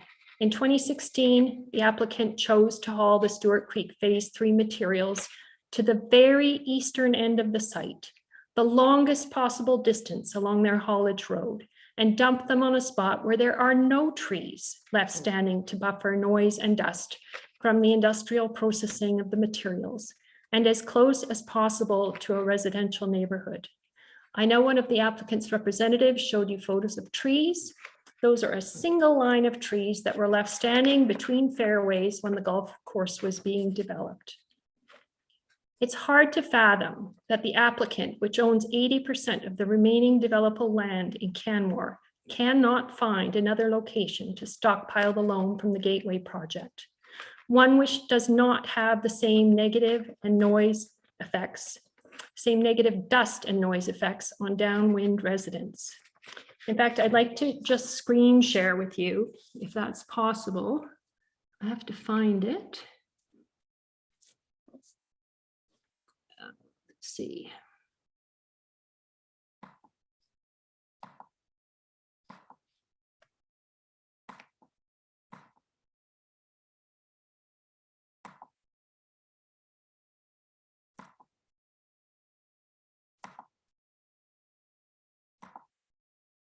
Okay, I took this off Google Maps. So, this is our house over here. These are the 3 existing stockpiles. And I know Mr. Connor said they would prefer to manage the loam all in one space.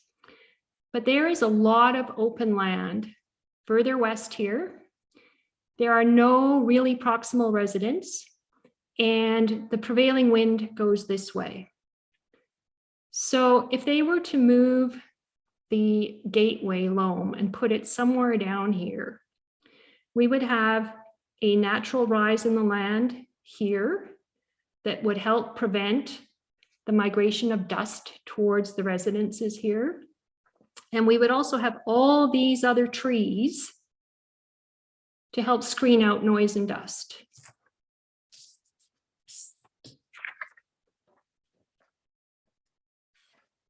I just want to also show you one other photo if I can.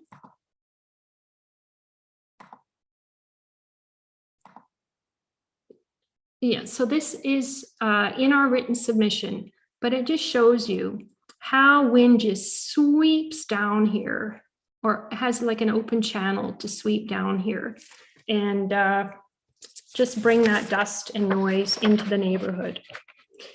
So in conclusion, I'd like to say, you guys are our last hope. Please, SDAB board members, uphold our appeal and require the appellant to find another location for the gateway loam stockpile. I can't speak for all our neighbors, but you already heard from Kay Anderson. As long as dust was properly controlled, I think we'd be pretty happy if the gateway loam stockpile was in that area further west. Thank you. Thank you very much. Does anyone from the board have any questions? No. Seeing none. Thank you very much, Ms. Kitagawa. We'll move to closing remarks from the applicant, please. Thank you very much, Mr. Chair. Just a few brief remarks. Ms.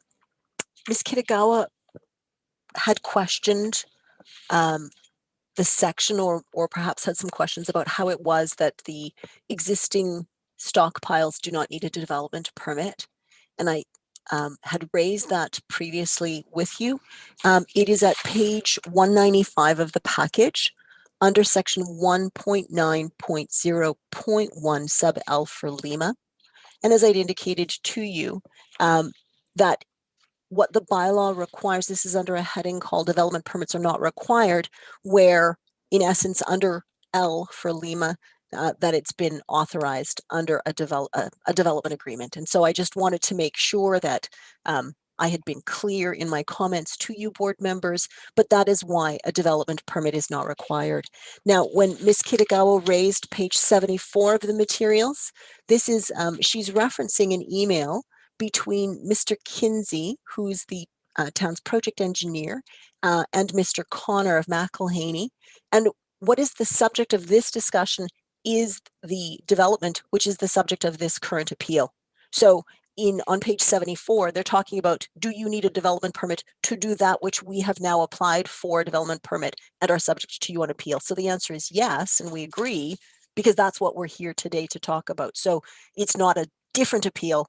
It's the appeal we're currently dealing with in the development permit. So I just wanted to make that very clear as to why 74 is talking about a development permit. We knew we had to get one. We went out and got one, and here we are on the appeal of it. So I just wanted to make sure that we were clear in terms of that.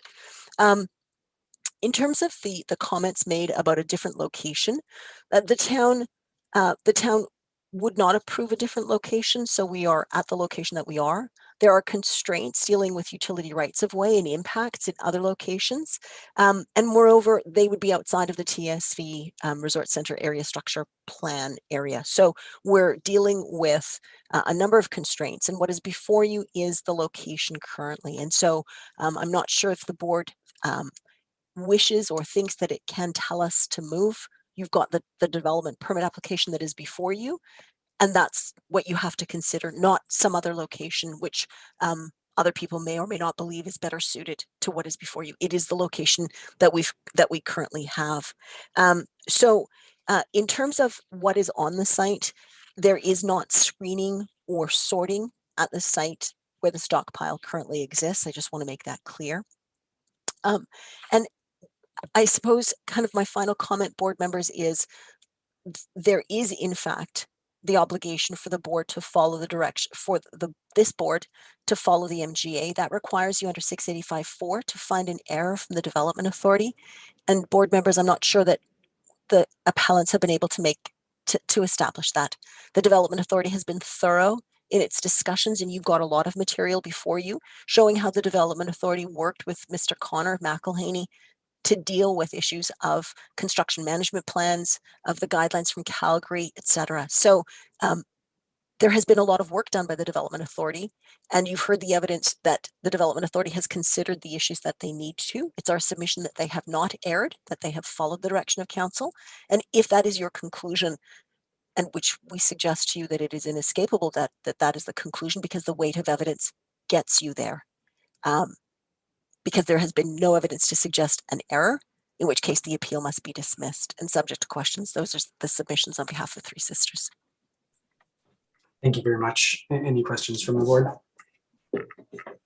No, thank you very much.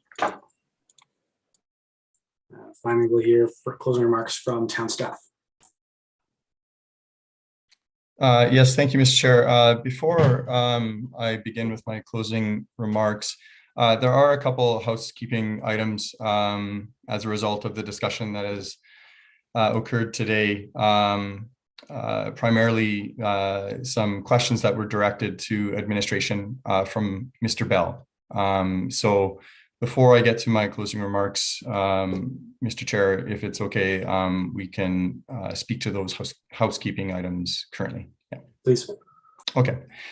So the first item was the most recent from Mr. Bell, the question about the excavation, stripping, and grading permits, and wanting to know if there has been the application for development permits for this type of use. And so I am just going to call on Mr. Kinsey to respond to that question. Sure, and I can speak to my recent experience here at the town, and I, unfortunately, without doing some further research, I cannot comment anything about 5 years back or earlier than that. I am familiar with recent activity in Silvertip, so there has been an import of fill material into 2 separate properties in the Silvertip area. That work was permitted under an interim development agreement under a subdivision approval. Similarly, Spring Creek Mountain Village was mentioned.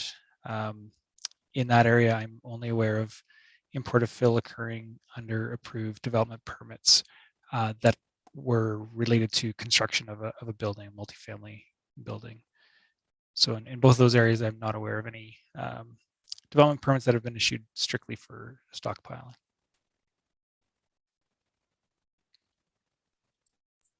Thank you. Any questions for Mr. Kinsey? No, thank you very much for the clarification. Okay, thank you.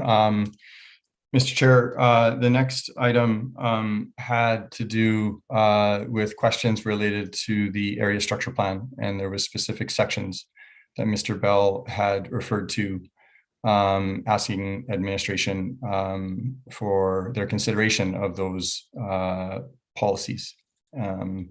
So I would just like to speak to the first policy that was referred to, that was related to the adjacent, so whether or not the development was considered to be adjacent to the wildlife corridor, and as such, there was direction within the policy. At the time, I had indicated that the development authority did consider it, but it did not consider it to be adjacent. So I'd just like to expand on that a little bit and provide a little bit more clarity to why it was not considered to be adjacent. So The Wildlife Corridor and Habitat Patch Guidelines from the Bow Corridor Ecosystem Advisory Group has a number of different definitions, and they do have a definition for for adjacent and if a development is considered adjacent. So the criteria for if a development is considered adjacent is if it is within 175 meters of a primary wildlife corridor, within 125 meters of a secondary wildlife corridor, or within 250 meters of a local habitat patch. In all cases, the proposed development is beyond that. It is beyond the 175. It is about, give or take, about 300 meters of a primary wildlife corridor. And the same for the secondary wildlife corridor, which, and then for the habitat patch, yeah, it is further than the 250 meters as well. So just wanted to provide that information and clarity for that piece. Mr. Weldon, I actually have a question for clarification for that, if you could. The MGA has a definition of adjacent land as well under section 616. And it says adjacent land means land that is contiguous to a parcel of land that is being subdivided or redesignated, and includes land that would be contiguous if not for a highway, road, river, or stream, and any other land identified in a land use bylaw as adjacent land for the purpose of notification under various sections. Just wondering if you can comment on how that applies to this situation. Sure. Yeah, that's a good question. For this, we considered the area that's subject to the development itself, because that's where the development activity is actually going to occur relative to the location of the wildlife corridor. Now, Ms. Wojtenko is here, and she might be able to provide a bit more clarity on that as well. Thank you. Yeah. Thank you very much, Mr. Weldon. So there are a variety of definitions of adjacent, and it does get a bit confusing. So when the MGA is speaking to it, it's generally referring to adjacent with respect to the circulation of applications. And so yes, adjacency does mean parcel boundaries. But when you refer to development adjacent to wildlife corridors, we refer back to our municipal development plan, which then refers you to the Bow Corridor Ecosystem Advisory Group guidelines for the definition of adjacent. So the definition of adjacent that Mr. Weldon spoke to is the correct definition, which we would use in evaluating this particular application. Thank you very much. Mr. Chair, I know that my turn has come, but I just wanted to, there was a question about the development permit status for earth moving. And I just wanted to make clear, my client has advised me that the land use bylaw changed in 2017 to insert excavation. So that could be something for the board to take into account when it's looking at whether there have been previous permits, is it's been a relatively recent change in terms of the excavation requirements. So I just wanted to point that out before the board closed. Thank you. Mr. Weldon, back to you. Okay, thank you, Mr. Chair. I'm actually going to pass this again over to Ms. Wojtenko to speak to the second part of the ask from Mr. Bell related to the policy for undermining. Thank you again, Mr. Weldon.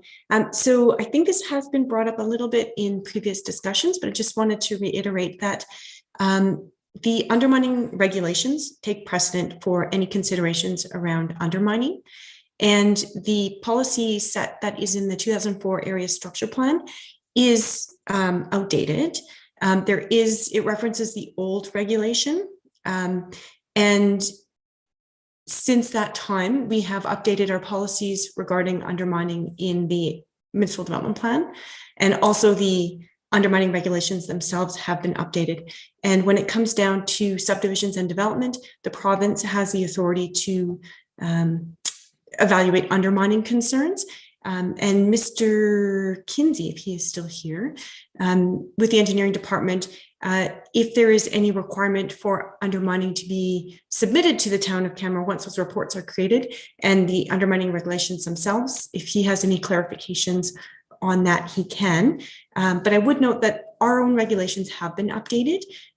This is an older policy set, and the town of Canmore hopefully will be updating its area structure plans to match those updated municipal development plan regulations. The committee members may be aware that this area structure plan is actually even in its own appeal hearing for an updated version of that area structure plan. So in the case of inconsistencies, we would refer to our MDP on policies for undermining. Thank you. Mr. Kinsey, anything to add to that? Maybe one brief clarification in regards to the Canmore undermining review regulation.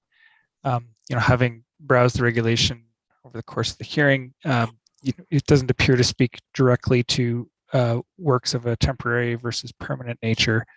So I did reach out to Andy Asarte, manager of engineering, who was greatly involved in the development of the regulation with the province. And he assured me that the intent of the regulation was to only regulate infrastructure, permanent infrastructure rather than temporary works.